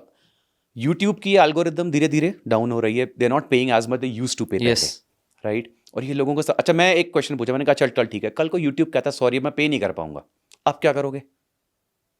बहुत बेरोजगारी हो जाएगी भाजी वर्ल्ड में। You understand? बिल्कुल। So please develop a talent. भगवान ने तुम्हारे को सड़कों पर नाचने के लिए थोड़ी भेजा यार, कोई तो टैलेंट होगा, थोड़ी सी नॉलेज होगी, कुछ भी जो तुम्हें अच्छा लगता है उसके ऊपर वर्क करो, उसको एक बिजनेस में कन्वर्ट करो। नहीं बिजनेस माइंडसेट नहीं है तो पढ़ाई करके कोई अच्छी जॉब्स लो, कुछ भी करो, यू नो। अगर यूट्यूब पे भी आना है तो कुछ नॉलेजेबल कंटेंट दो। बाकी तो यार मैं आई एम नोबडी टू से, हर एक की अपनी चॉइस है, जिसको लगता है ऐसी चीज़ें करने से उनको अच्छा लगता है, डू इट। पाजी आप पंजाब से बाहर, आपने दिल्ली में जन्म लिया, आपका इंटरेस्ट कैसे बना सिख हिस्ट्री के बारे में पढ़ने के लिए, पंजाब के बारे में जानने के लिए? और जो आपने बातें की हैं, मेरा तो दिल कर रहा है कि मैं बस पॉडकास्ट ही करता जाऊँ आपसे, मेरे को इतना अच्छा लग रहा है। क्योंकि वो जो आपने बात की ना कि कंटेंट जो कंज्यूमेबल हो, कि जैसे हम खाते हैं हमारी वैसी बॉडी बन जाती है, तो ये जो दिमाग है हमारा 2 इंच का, इसको भी तो कंज्यूमिंग करता है ना सारा दिन, क्या रील्स देखता है। तो आपके पास इतना भंडार है, तो आप हमें बताइए कुछ पंजाब की आदत कहाँ से पड़ी आपको, कहाँ से फर्स्ट इंटरनेट आपका हुआ कि मैं पढ़ना है इसके बारे में? यार एक तो मैं पंजाबी हूँ, चोपड़ा हूँ, ठीक है। मेरे जो ग्रैंडफादर थे लाहौर से थे, सारे घर में पंजाबी बोलते थे। बाई चांस वो पार्टीशन के बाद कोई कहीं शिफ्ट हो गया अलग चीज़ है, लेकिन अंदर से सारे पंजाबी हैं। और घर में भी सारे मैक्सिमम लोग पंजाबी, पापा के सारे फ्रेंड्स आके पंजाबी में बात करते हैं। हमारी एजुकेशन उस तरह नहीं हुई, तो थोड़ी बहुत पंजाबी बोल सकते हैं, लेकिन बहुत ज़्यादा नहीं, मतलब बहुत जो एक्सट्रीम होती है उसमें, क्योंकि इस साइड रहे नहीं। लेकिन ये पंजाब में आकर ना बड़ा अपनापन सा आता है। मतलब मुझे जैसे अभी भी आपको पता है पोल्यूशन की क्या हालत है दिल्ली गुड़गांव में, तो अगर हम सोचते हैं ना कहीं शिफ्ट होना है या कहीं वो करना है, तो पहले आता है यार अच्छा चंडीगढ़ पंचकुला सही है यार, अपने ही बंदे। ऑप्शन मेरे पास पूरी इंडिया की है, मैं साउथ में जा सकता हूँ, मैं ईस्ट में, वेस्ट में, कहीं भी। लेकिन यार एक अपनापन आता है पंजाब में, ठीक है, अपने ही बंदे हैं सारे। प्लस मेरे साथ क्या था कि Anmol, I used to read a lot of books. मैं ना स्कूल में एकेडमिक्स में अच्छा नहीं था, मतलब lot of people know this जो मेरे सुनते हैं तो। लेकिन मेरे को रीडिंग का बहुत शौक था, और मैं नॉन फिक्शन पढ़ता था। तो मुझे ऑटोबायोग्राफीज, हिस्ट्री पढ़ने में, इनफैक्ट हिस्ट्री मुझे इतनी अच्छी लगती है कि जब मैं किसी के पॉडकास्ट सुनता हूँ, हिस्टोरिकल पॉडकास्ट, जो हिस्टोरियंस होते हैं, या कोई बुक पढ़ रहा होता, तो I really go back in that era. मैं इसको इमेजिन कर रहा होता हूँ। लेट्स से हरी सिंह नलवा को जब अफगानियों ने मारा था, तो ही वॉज इन इज, उन्होंने, उनकी शादी थी, आई थिंक रंजीत सिंह के बेटे की शादी थी, उन्होंने सारे के सारे उनको भेज दिया था। इस चीज़ का फ़ायदा उठा के हरी सिंह नलवा को उन्होंने कैप्चर कर लिया, मतलब अंदर सराउंड कर लिया। आई थिंक 1 हफ्ता या 2 हफ्ते तक था कि उनकी डेथ हो गई थी अंदर, जब लड़ते लड़ते, लेकिन किसी की हिम्मत नहीं हुई कि अंदर जा सके, उनकी बॉडी को टच करने की हिम्मत थी। तब तक फिर वापस आ गए थे जो उनके सोल्जर्स थे। अब ये चीज़ आप सोच के देखो, मैं इसको इमेजिन कर रहा हूँ कि मैं फोर्ट पे हूँ, वहाँ पे हरी सिंह नलवा जो लड़ रहे हैं, ठीक है, वहाँ पे ऐसे उनको जख्म लगा है, ऐसे बाहर का बंदा सोच रहा है, तो मैं उसको इमेजिन करता हूँ। तो जब मैंने सिख हिस्ट्री के बारे में पढ़ा, तो महाराजा रणजीत सिंह एक ना बहुत ग्लोरियस चैप्टर निकला उनका। फिर मैंने उनकी बायोग्राफी पढ़ी, फिर हरी सिंह नलवा की पढ़ी, ठीक है, फिर उनके जनरल्स के बारे में और पढ़ना शुरू किया। तो अब काफ़ी समय हो गया, थोड़ा सा अब तो मैं टुवर्ड्स न्यूट्रिशन और उसके रिसर्च में आ गया हूँ। लेकिन अभी भी I have a big library in my house, ठीक है, और अभी भी मैं सारी बुक्स जो है, जैसे आर्मी जनरल्स की, या कोई भी इंडियन और इवन इंटरनेशनल, या हमारी जो हिस्टोरियन बुक्स हैं, अभी मैं लेटेस्ट जो है अपने जो इंडियन हमारे बहुत ज़बरदस्त राजा हुए हैं, जैसे अभी आपको देखा होगा हिस्ट्री की ना काफ़ी एक वो हो रही है आजकल, इसके बारे में काफ़ी चर्चा हो रही है, क्योंकि हमारी हिस्ट्री बहुत दबा दी गई है। तो हमारी बुक्स में कहाँ है महाराजा रणजीत सिंह? कहीं पे भी नहीं है। मुगल हिस्ट्री के अलावा तो कुछ है ही नहीं। लेकिन अगर हम पीछे जाएं तो ऐसा प्राइड फील होता है कि हाँ यार, हम इनके वंशज थे, हम यहाँ से आए हैं। और मैं वही यंगस्टर से बोलता हूँ, स्टार्ट रीडिंग दीज बुक्स, तुम्हें खुद रियलाइज होगा तुम कर क्या रहे हो, तुम्हें कितना, तुम सोचो तुम कितनी लाइफ वेस्ट कर रहे हो। ये हैं तुम्हारे बैकग्राउंड, ये यहाँ से आए हो तुम, किसी को इनके बारे में नहीं पता। मैं आपसे एक, जैसे आस्क अ क्वेश्चन, यंगस्टर से पूछो बप्पा रावल के बारे में कितने लोग जानते हैं? ललितादित्य मुक्तिपीड़ के बारे में कितने लोग जानते हैं?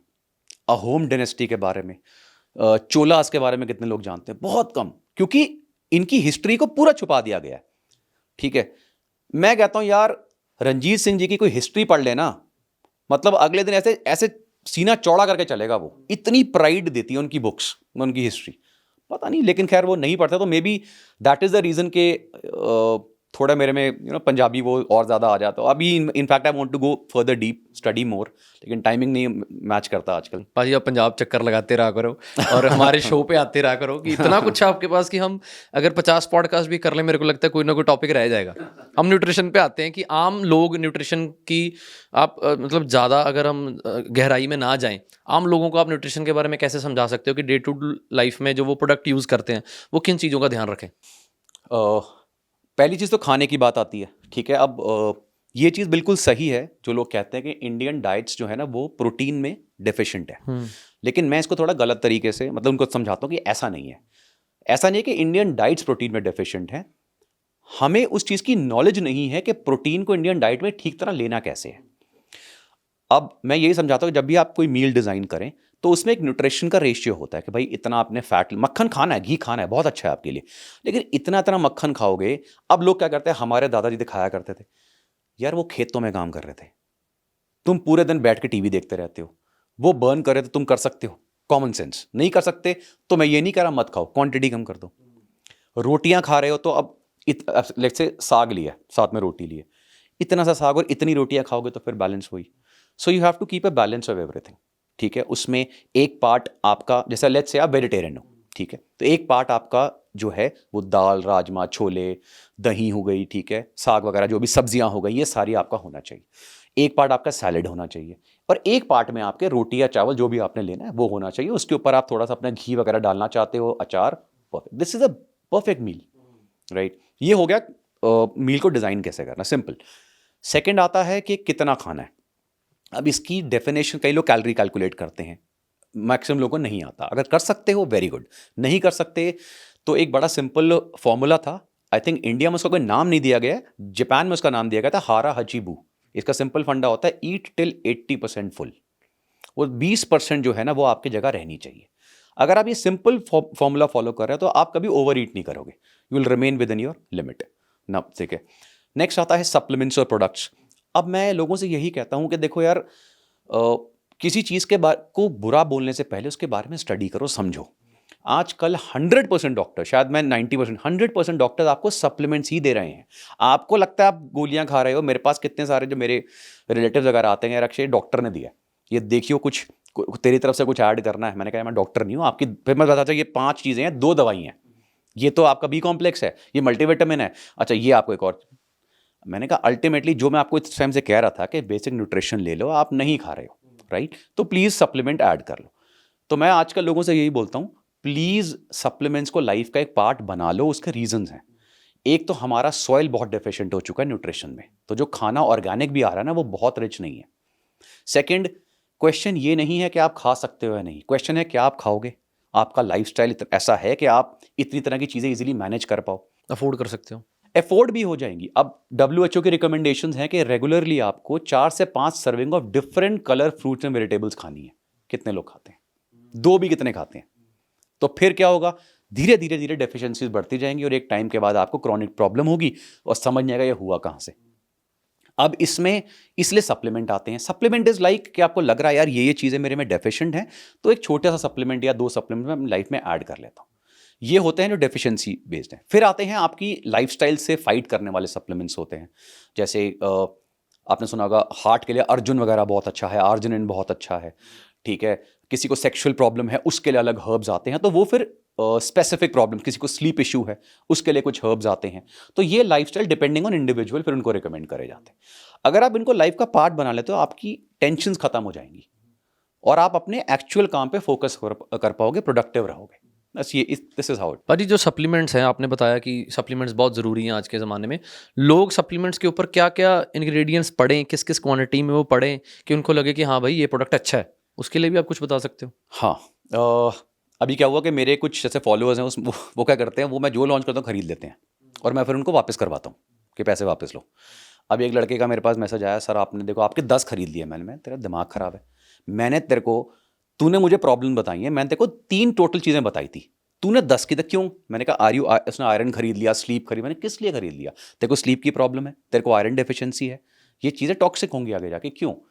कह रहा सर मेरे को तो आपको फॉलोअर। मैंने कहा ब्लाइंड फॉलोअर नहीं बनना है, नॉलेज गेन करनी है। जो मैं चीज़ बोल रहा हूँ क्वेश्चन करो मेरे से, तू मेरे से पूछेगा मैं तेरे को बताया, लेकिन बिना पूछे क्यों अपने पे अप्लाई कर रहा है चीज़ों। तो यहीं पे मैं लोगों से ये बोलता हूँ, सप्लीमेंट्स के बारे में पहले तो search a good company, a good brand. वो गुड का कैसे पता लगे सर, दिस इज अ यार गुड ब्रांड? उसका तरीका होता है कि आपको उनकी वेबसाइट पे जाके उनकी सर्टिफिकेशंस, उनकी टेस्टिंग्स वगैरह क्या हैं, वो कहाँ से जो उनके टेस्टिमोनियल्स वगैरह हैं वो कितने अच्छे हैं, ठीक है। उसके बाद सबसे इंपॉर्टेंट होता है टेस्टिंग सर्टिफिकेशंस, कि जो वो चीज़ मैन्युफैक्चर करा रहे हैं वो कहाँ से करा रहे हैं। इंग्रेडिएंट्स पढ़ना कि भाई क्या क्या इंग्रेडिएंट्स हैं, किस बेसिस पे डाले गए हैं। इसमें देखो अनमोल समय लगता है, बहुत बारीकी से जाना पड़ेगा। बहुत बारीकी। इसलिए फिर यहाँ पे सोशल मीडिया इन्फ्लुएंसर्स थोड़े काम आते हैं, जो अच्छे हैं कि भाई ये चीज़ अच्छी है, ये ब्रांड अच्छा है। एक नहीं, बहुत सारे ब्रांड्स हैं। तो अगर मैं बोलूँगा मेरा ब्रांड बेस्ट है, गलत, बिल्कुल भी नहीं ऐसा होता। अच्छे अच्छे ब्रांड्स हैं, उनको आप धीरे धीरे चूज़ करो, लोगों से पूछो, वर्ड ऑफ माउथ, उससे धीरे धीरे आपको पता लग जाएगा।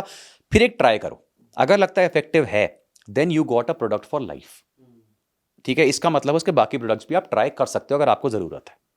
सर एक अच्छे प्रोडक्ट के बारे में और बुरे प्रोडक्ट के बारे में अपने ऊपर इस्तेमाल करके पता लगेगा इंसान को कि ये अच्छा है कि बुरा? जैसे मेरे एक लिवर का प्रोडक्ट आता है और इट्स वेरी पोटेंट, बहुत पावरफुल, और मिनिस्ट्री ऑफ आयुष से अप्रूव्ड है। और जिन जिन लोगों ने उन्हें ट्राई करा है, अभी मैंने एक टेस्टिमोनियल डाला था उसके, जिसका फैटी लिवर इशू था, they all got wonderful results. तो उसको पता लग गया कि हाँ यार, ये एक नेचुरल इफेक्टिव प्रोडक्ट है जिससे मुझे रिजल्ट आया।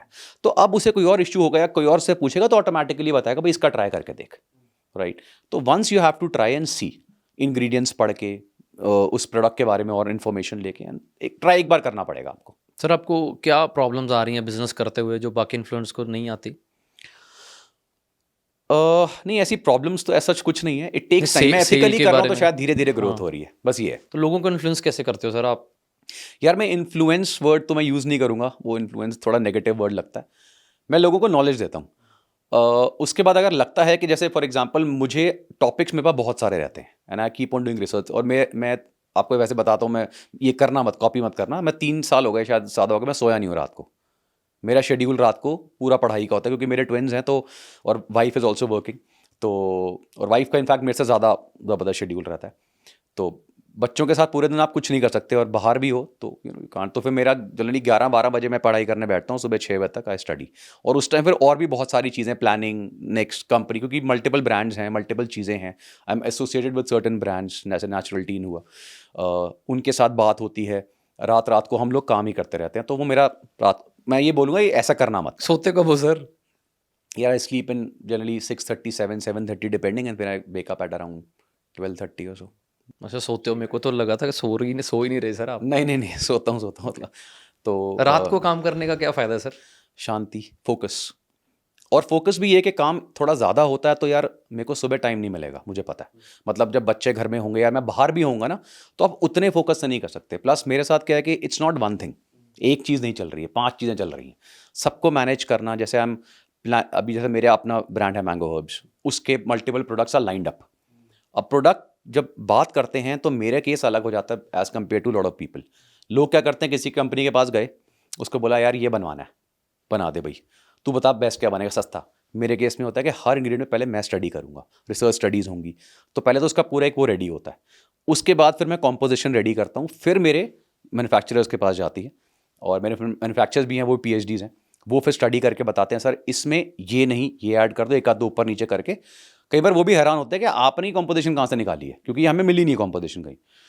फिर वो उसके ऊपर मिनिस्ट्रियों से अप्रूवल्स लेते हैं, फिर प्रोडक्ट की हाईएस्ट क्वालिटी के इंग्रेडिएंट्स प्रोक्योर होते हैं, और फिर उसकी वहाँ पे मैन्युफैक्चरिंग शुरू होती है। यहाँ पे बॉटलिंग, डिज़ाइनिंग, सारी चीज़ें शुरू होती हैं।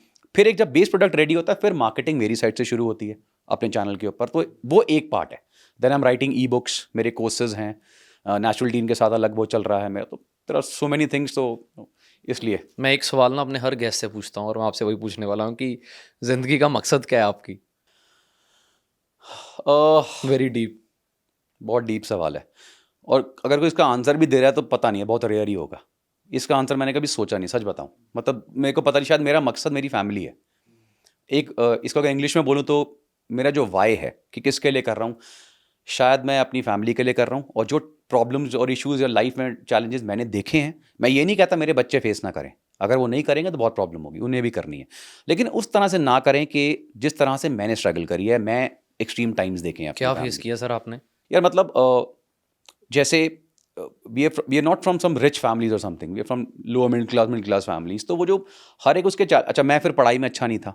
अच्छा, आजकल तो बड़े सारे वर्ड आ गए ना, सर अभी आपके पास इतना ज्ञान है, सॉरी इंटरप्ट कर रहा हूँ, आपके पास इतना कुछ है भंडार, अभी आप बोल रहे हो मैं पढ़ाई में अच्छा नहीं था। नहीं था यार, मैं एकेडमिक्स अलग चीज़ है, एक रीडिंग है और एक अच्छा मेरे साथ एक और प्रॉब्लम है यार, मैं ना कोई मुझे फोर्स करे ना ये करना तूने ये पढ़ना है, वो मैं नहीं कर सकता। आप मुझे मेरे पैशन की चीज़ बोलो और बोलो रात रात भर तू कर और मैं उसको करके दे दूंगा। लेकिन अगर आप बोलोगे ज़बरदस्ती, जैसे मैथ्स है, मुझे नहीं पसंद भाई मैथ्स, ठीक है, and but I respect mathematicians जो क्रिएट होते हैं, लेकिन मुझे समझ नहीं आती, तो मैं अब मुझे बोलोगे ना नहीं करना है, मैं नहीं कर पाऊंगा, ठीक है। ऐसे बहुत सारे सब्जेक्ट्स थे, तो पढ़ाई में मैं अच्छा नहीं था ऑब्वियसली। अब क्या होता था कि उस टाइम पे बच्चे को नलायक बोल देते थे, सिंपल एक वर्ड, नलायक है भैया, ठीक है। नलायक अब वो है भाई। नलायक है, फिर वो, हाँ, नलायकों के बस्ते भारी, और फिर वो पिटेगा जी। तो पिटते रहो नलायक। अच्छा, फिर कॉन्फिडेंस टूट चुका होता था क्योंकि उन्हें पता ये कुछ नहीं करेगा। और वो बड़े बड़े जो होते हैं ना फैमिली के, जिन्होंने खुद भी कुछ नहीं किया होता वैसे, वो सबसे पहले आके ये कुछ नहीं कर सकता लाइफ में, तो तुम्हारा बचपन में ना कॉन्फिडेंस खत्म कर हो जाता है। आज भी हो रहा है सर, शरारती बच्चों को बोल दिया जाता है कि ये तो कुछ नहीं बन सकता। अच्छा, वो वैसे कह रहे हो, हाँ हाँ। कैसे सर उस चीज़ को फिर आपने मोटिवेशन कैसे लिया? मोटिवेशन मेरी बुक से आया, मैं इसलिए यंगस्टर्स को बोलता हूँ कि पता क्या होता है, आपको शायद ना एक्सटर्नल मोटिवेशन ऐसे ना मिले फैमिली से या आपके रिलेटिव्स वगैरह से, लेकिन बुक्स एक ऐसी चीज़ है ना जिसमें आपको बहुत सारे ऐसे केसेस मिलेंगे जहाँ पे लोगों ने एक्सट्रीम चैलेंजेस फेस करे और उसके बाद उन्हें ओवरकम करके वो कहाँ पे पहुँचे। जब आप उनको रियलिटी में पढ़ोगे तब समझ में आएगा कि आप कोई एक्सेप्शन नहीं हो, ऐसा बहुतों के साथ हुआ है।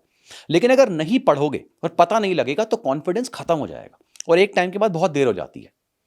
तो इसलिए read books, reading is the best habit. अगर किसी को एक हॉबी डेवलप करनी है, read books, non fiction read जितना कर सकते। आपको क्या फ़ायदा मिला सर बुक्स रीड सब कुछ, शायद एवरीथिंग। मतलब मैंने आपको पता ना, I use to read for hours, लेकिन ये किसी को नहीं पता होता था, मैं छुप के पढ़ता था क्योंकि उनको लगता था पढ़ाई तो कर नहीं रहा, किताबें पढ़े जा रहा है, ठीक है, पढ़ाई इसने करनी नहीं है, फेल हो जाएगा ये, और फालतू किताबें और पढ़ रहा है ये। तो एक स्पोर्ट्स में जिसने मुझे बेनिफिट दिया ऑफकोर्स आगे भी, और एक बुक्स ने। तो आज मैं बहुत बुक्स पढ़ता हूँ, थोड़ा टाइम नहीं मिलता, लेकिन अब मेरी स्टडीज़ और रिसर्च अलग चलती है, तो मुझे उसका शौक है। तो कोई ये नहीं बोल सकता ये पढ़ाई नहीं करता। इनफैक्ट मैं अगर दिन में कोशिश करता हूँ 4 से 6 घंटे ना पढ़ूँ तो मेरे को नींद नहीं आती, मतलब थोड़ा सा वो। लेकिन अगर कोई फोर्स करे जैसे उस टाइम होता था, फिर मैं नहीं कर पाऊँगा। तो मैं सबको रिकमेंड करता हूँ, रीड बुक्स। सर जो आम लोग हैं हमारे, खासकर भारत के, उनको कैसे पता लगे कि हमारी बॉडी में किस चीज़ की कमी है? वो टेस्टिंग कराएं, क्या टेस्ट करवाएं? मैं सबको बोलता हूँ कि यार बेसिक एक कंप्लीट ब्लड प्रोफाइल, किसी भी अच्छे उसमें जाके ब्लड टेस्ट, उसमें उन्हें बोलो मुझे कंप्लीट ब्लड प्रोफाइल कराना है, ठीक है, उसमें आपकी मैक्सिमम चीज़ें आ जाएंगी।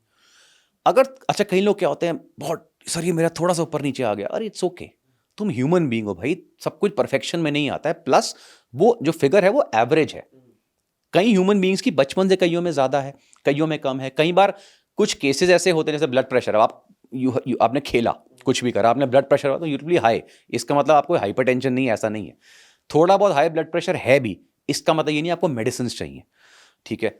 Pharma industry is a very corrupt industry, it is very important industry but very corrupt, so you have to be very careful. Doctors के पास तभी आपको जाना है जब आपको सच में सिम्टम्स हो रहे हैं, प्रॉब्लम हो रही है, या आपकी रिपोर्ट्स में कोई गड़बड़ आई है, तो फिर आपको डॉक्टर्स हेल्प करेंगे। लेकिन अगर आप हेल्दी हो, थोड़ी बहुत डेफिशिएंसीज हैं, ठीक है, या आप जैसे न्यूट्रोपिक्स के बारे में बहुत सारे लोग नहीं जानते। न्यूट्रोपिक्स होते हैं स्मार्ट हर्ब्स या ड्रग्स जो बेसिकली आपके मेंटल पावर को, कॉग्निशन को बढ़ाने में हेल्प करते हैं। तो बचपन में ऐड देते थे ना, ये ब्राह्मी, शंख पुष्पी बच्चों को देते थे, ये न्यूट्रोपिक्स में आते हैं। अब किसी को लगता है यार मेरा ब्रेन फॉग, कंफ्यूजन रहता है, बहुत रहता है, तो वो न्यूट्रोपिक्स का एक सप्लीमेंट ऐड कर सकता है, लाइफ में सेफ होते हैं, हर्ब्स वगैरह होते हैं, ठीक है। तो ये चीज़ आप अपनी प्रॉब्लम्स के हिसाब से ऐड कर सकते हो। अदरवाइज एक कंप्लीट ब्लड प्रोफाइल आपको मैक्सिमम चीज़ें बता देगा, और साल में 2 साल में एक बार, अगर आप यंग हो 2 साल में एक बार करा लो। अगर आप 40+ हो रहे हो तो देन हर साल एक कोशिश करो कराने। सर दिन में एक आम इंसान के लिए जो बॉडी बिल्डिंग में नहीं है, या एक नॉर्मल इंसान है जॉब करने वाला और उसके पास फाइनेंशियल भी कमी है, उसके लिए आप सुबह से लेकर शाम तक न्यूट्रिशन, क्या मील्स बनाओगे?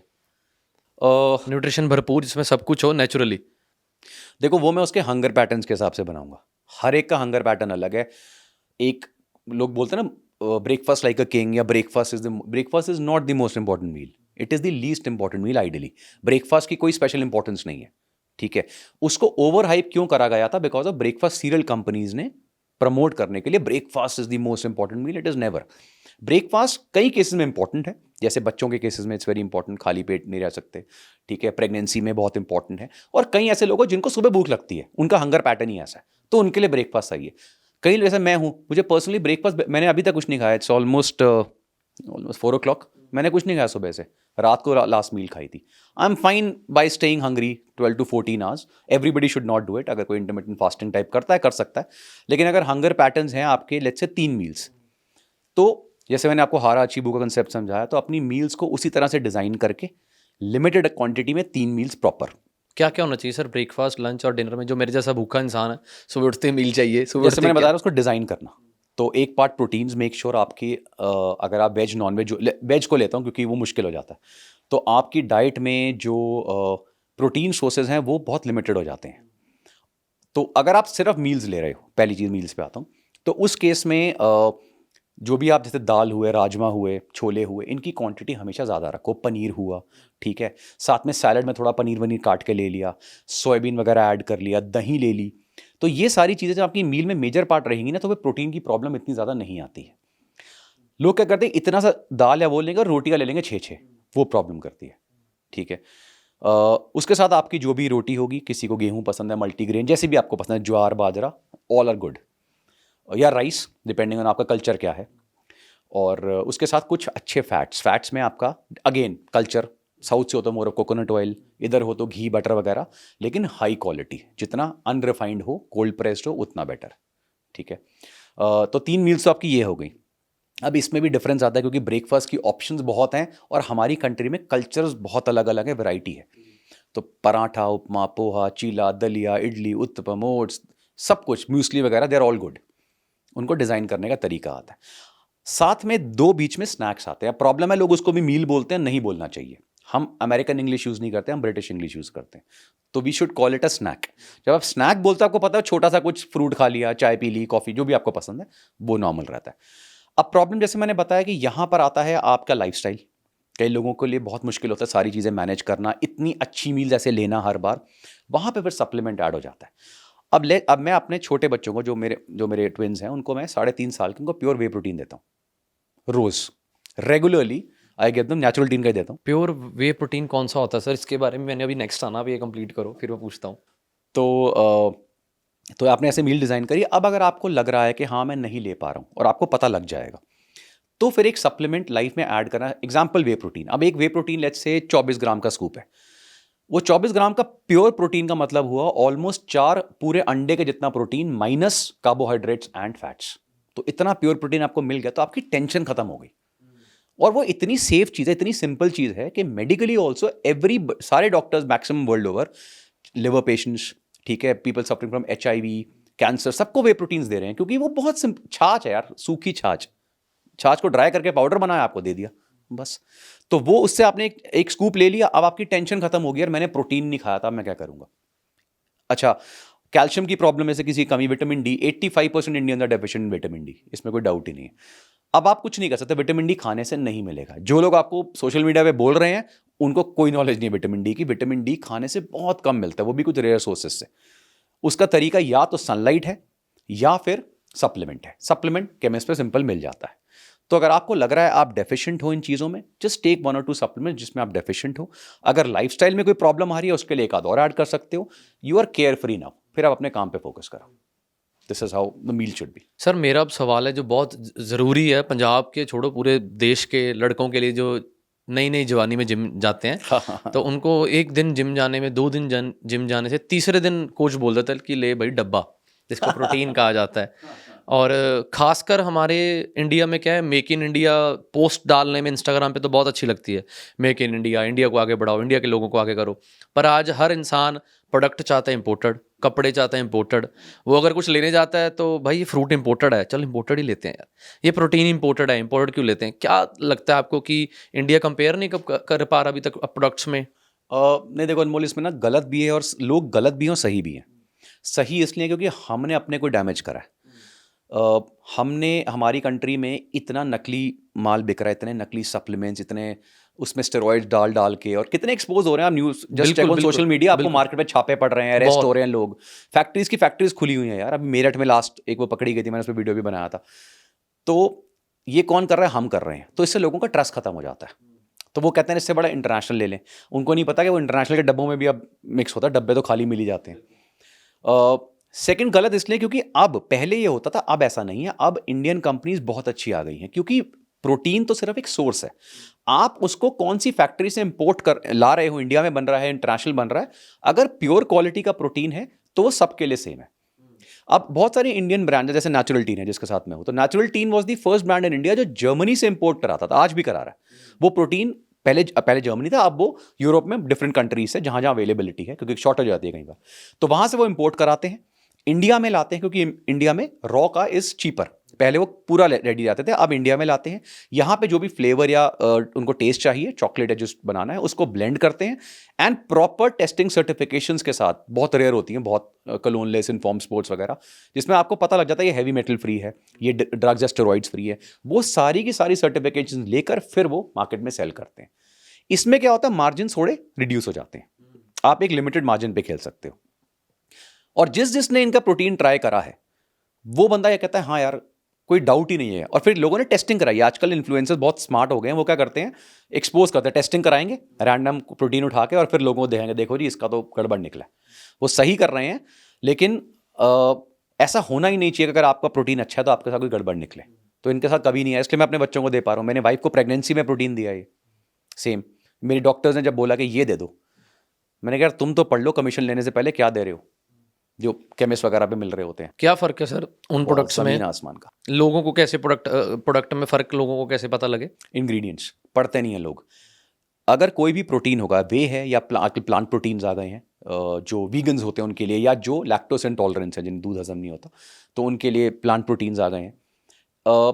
ये कंपनियां 50 हैं, बेच सारी सेम रही हैं, वे प्रोटीन या प्लांट प्रोटीन, लेकिन उनके पीछे इंग्रेडिएंट्स चेक करो कि उसके अंदर क्या क्या डाला, उसके एडिटिव्स चेक करो। आपको प्योर वे प्रोटीन के अंदर वे प्रोटीन या basic high quality natural flavours, या बिल्कुल कोई जैसे स्वीटनेस स्टीविया वगैरह हुआ, इसके अलावा कुछ जरूरत नहीं है डालने की। लेकिन उसके अंदर 25 तरह के एडिटिव्स डाले हुए हैं, थिकनेस डाले हुए हैं, और पता नहीं क्या क्या, then there is no use. अब प्रॉब्लम आती है जब मार्केट में मिल रहा होता है, यार उतना तो ना रॉ मटेरियल का कॉस्ट नहीं है जितने वो बेच रहे हैं।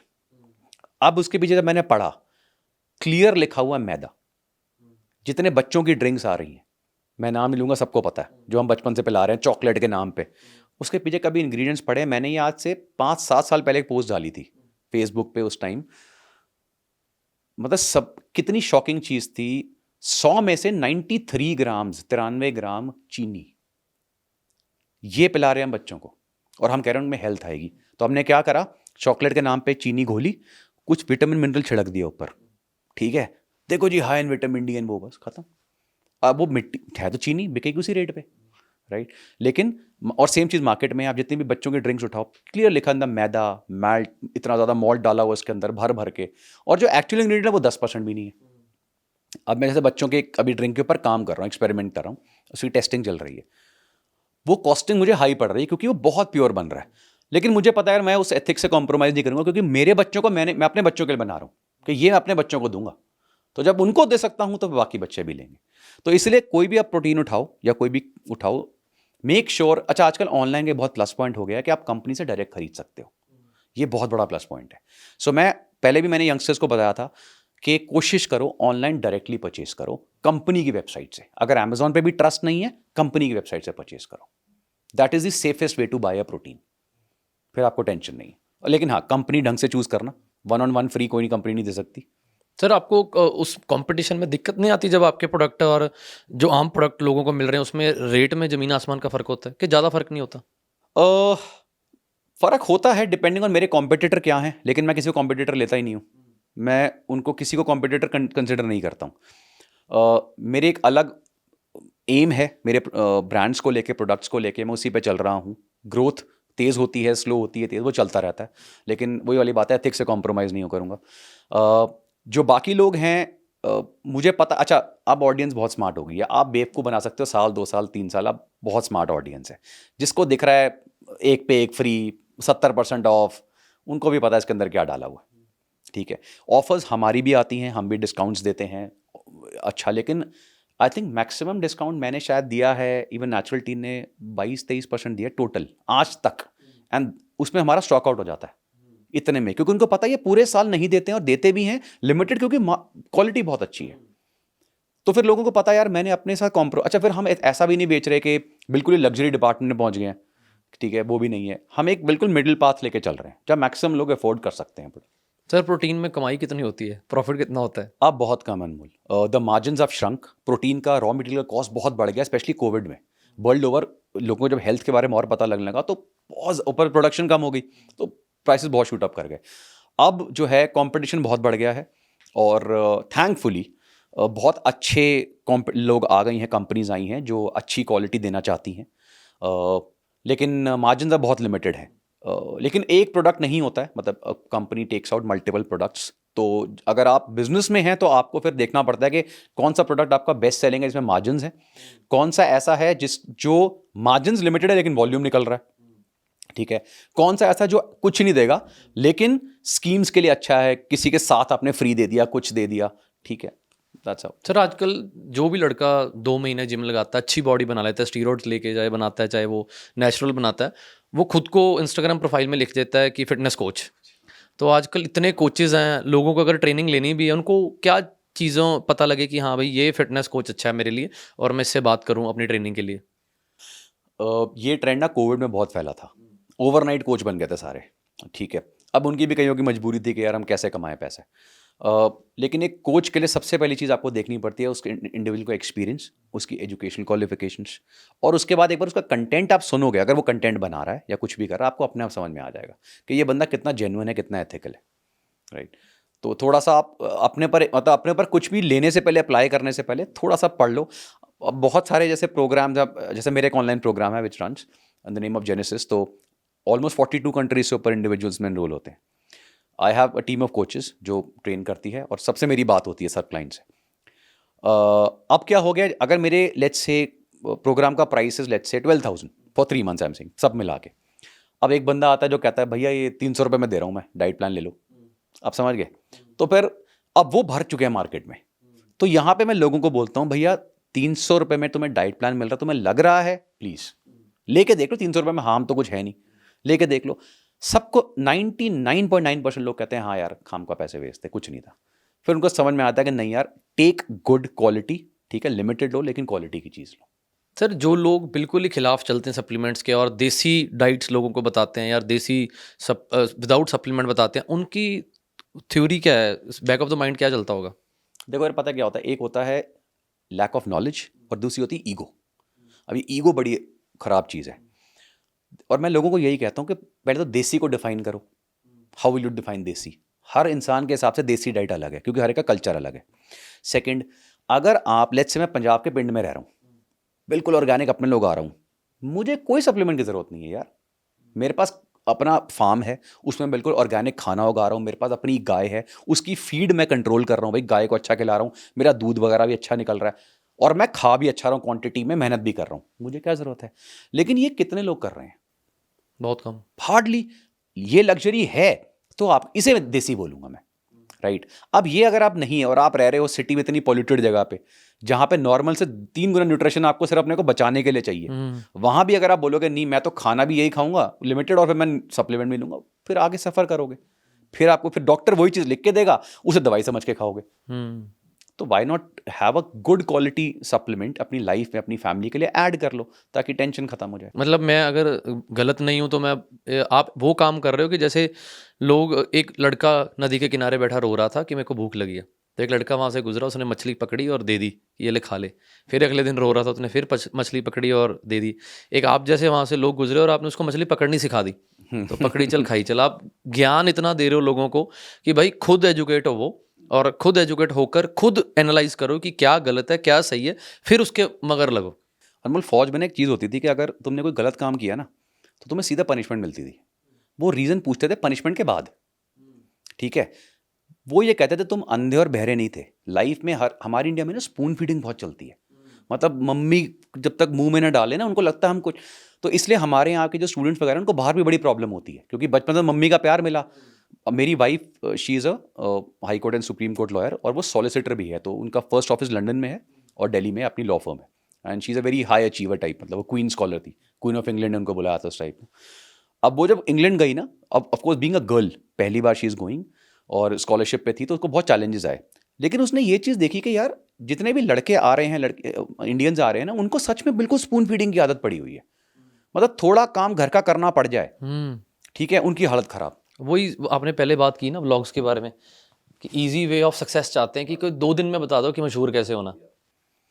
तो वो उससे मुझे बड़ा मुझे मतलब आई नॉट बीन आउटसाइड, फौज में रहा तो बाहर इतना नहीं निकला, लेकिन जब वाइफ के साथ गया और उसने मुझे लाइफ बताई पूरी, तो मुझे और समझ में आया कि एक्चुअली में यार हमारे को स्पून फीडिंग बहुत, हमें इंडिपेंडेंट बनना नहीं सिखाया जाता। अब कल को आप कुछ गलत चूज करते हो, किसको ब्लेम करोगे मुझे बताओ। लेट्स से आपने एक सप्लीमेंट लेना है, ग्रेट, आप अगर गलत सप्लीमेंट चूज कर रहे हो और गलत ले लिया आपने, तो किसको ब्लेम करोगे। तो फिर why not wait, study, get some knowledge, उसके बाद नेक्स्ट स्टेप लो। 4 रीलें कम देख लो। सही बात है। आजकल ये भी हो रहा ना पाजी कि लोगों को मोटिवेशन भी 30 सेकंड में चाहिए। 1 घंटे का पॉडकास्ट सुन के वो नहीं सोच सकते या महसूस कर सकते कि मोटिवेशन चाहिए। मैं बड़ा दुखी हुआ मैं उससे। मेरे को वो ये शॉर्ट्स जो भी शुरू हुआ था ना, तो मेरे व्यूज़ उसमें मेन वाले उस पर व्यूज़ डाउन होने लगे, तो किसी ने मुझे बोला सर आपको शॉर्ट्स ना डालने पड़ेंगे। अब of course I shoot shorts के लिए भी अलग, उस पर व्यूज़ ठीक अच्छे आते हैं, कोई प्रॉब्लम नहीं है, लेकिन यार मेरे को इरिटेशन भी होती है कि यार इस टॉपिक पे इतनी अच्छी नॉलेज है, 1 मिनट में मैं कितना समझा दूंगा। और कई बार वो पॉइंट नहीं आ पाता, तो फिर वो नीचे नेगेटिव कमेंट्स, अरे ये तो तुम्हें पता ही नहीं है। तो मैंने कहा 1 मिनट में तुम्हें कितना समझाऊँ यार। कोई ऐसा मिथ पाजी जो आपने आज तक लोगों का बना हुआ है, मेरा भी बनाओ, जो आपने स्टडी करके लोगों के मिथ तोड़े हैं या बहुत अभी सारे, भी? बहुत सारे। जैसे फॉर एग्जांपल कोई एक आधा आप बताओ कोई आपका भी क्या मिथ है, किस चीज़ से लेकर, मतलब किसी भी चीज़ को लेके कि चाय का कोई नुकसान नहीं है, चाय का कोई नुकसान है। हाँ हाँ हाँ, ये आजकल थोड़ा ज़्यादा नौटंकी चली हुई है, मतलब सोशल मीडिया पे हम क्या कर रहे हैं ना, हम बहुत ओवर हाइप कर रहे हैं चीज़ों को। मतलब चाय बंद कर दो, इसकी जगह ये पी लो, कॉफ़ी तुम्हें मार देगी।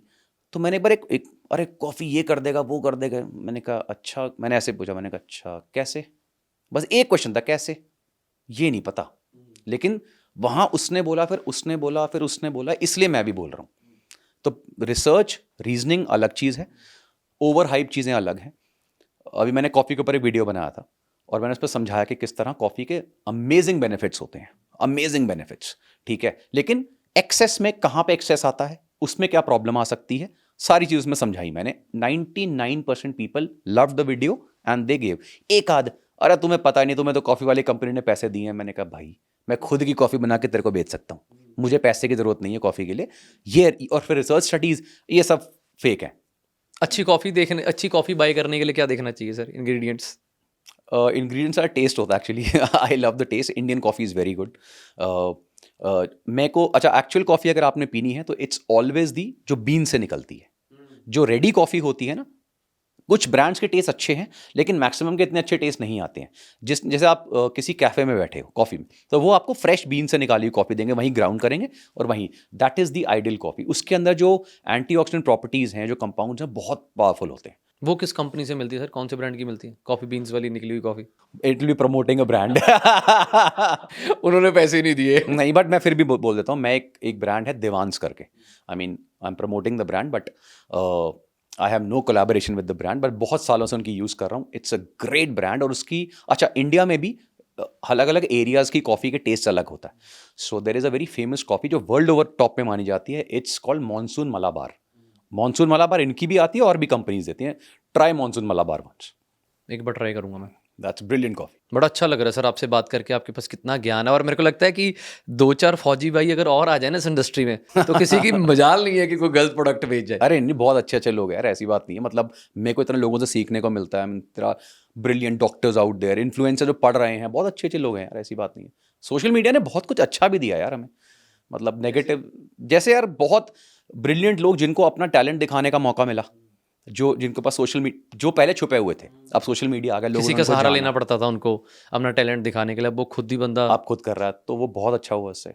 अच्छा मुझे कंटेंट लोग देख रहे हैं, टाइम लगेगा, बिल्कुल यार, बिल्कुल। पर लोगों को समझ आ रही है कि यार हाँ, अगर ये कोई हमें हमें समझाने के लिए कोई बात कर रहा है, और बड़ी अच्छी बात है। और हमें उम्मीद है कि एक टाइम ऐसा आए जब लोग खुद के बारे में, अपने करियर के बारे में, अपने समाज को, देश को तरक्की के बारे में सोचें और उस पर काम करें। बिल्कुल बिल्कुल बिल्कुल। और बड़ा अच्छा लगा सर आपसे बात करके, और अभी भी बहुत टॉपिक रह गए जिस पे हम डिस्कशन कर सकते हैं, पर मैं कोशिश करूंगा आगे से मैं लोगों के कमेंट्स लेकर आऊँ कि सर प्लीज़ इसका जवाब दीजिए, और आप फिर हमारे इस शो पे आएँ और हम एक उसी टॉपिक पे लंबी डिस्कशन करें और हम मिलते रहें। बड़ा अच्छा लगा सर आपसे बात करके। आप जाते जाते कोई बेस्ट एडवाइस देना चाहते हैं लोगों को अपनी ज़िंदगी के निचोड़ में से? Don't live a aimless, a goalless existence. Life में सबसे इंपॉर्टेंट चीज़ इज़ अ गोल। बहुत सारे इंडिविजुअल्स मैंने देखे, इनफैक्ट मैक्सिमम यंगस्टर्स भी मैं देखता हूँ, they don't have a goal in life. If you don't have a why to live for, you know, तो, और या फिर मैं उल्टा बोलूँगा, if you have a why to live for, you will be able to do it anyhow. वाह, ठीक है, so find your why, have a goal. If you have a goal, it will give meaning to your life. Believe मी, रात को नींद नहीं आएगी। सुबह उठोगे ना, मतलब पूरे एनर्जी के साथ उठोगे, क्योंकि आपको पता है आपका गोल वो है। आपको कहाँ से मिलती सर ये आग, ये मोटिवेशन, या पैदा ही लेकर हुए हो? ओए नहीं नहीं, ऐसा नहीं था। आपको विरासत में मिली है अरे आपके नहीं, खून से? ऐसा भी नहीं है। कैसे मतलब है सर ये इतना all time power, all time आग कि कुछ करना है, कुछ करना है, कुछ करना है, ये कहाँ से आती है? मतलब ये भी रहता है, I have my lows, I have my downs, ठीक है, I have my losses, my profits, this is part of life.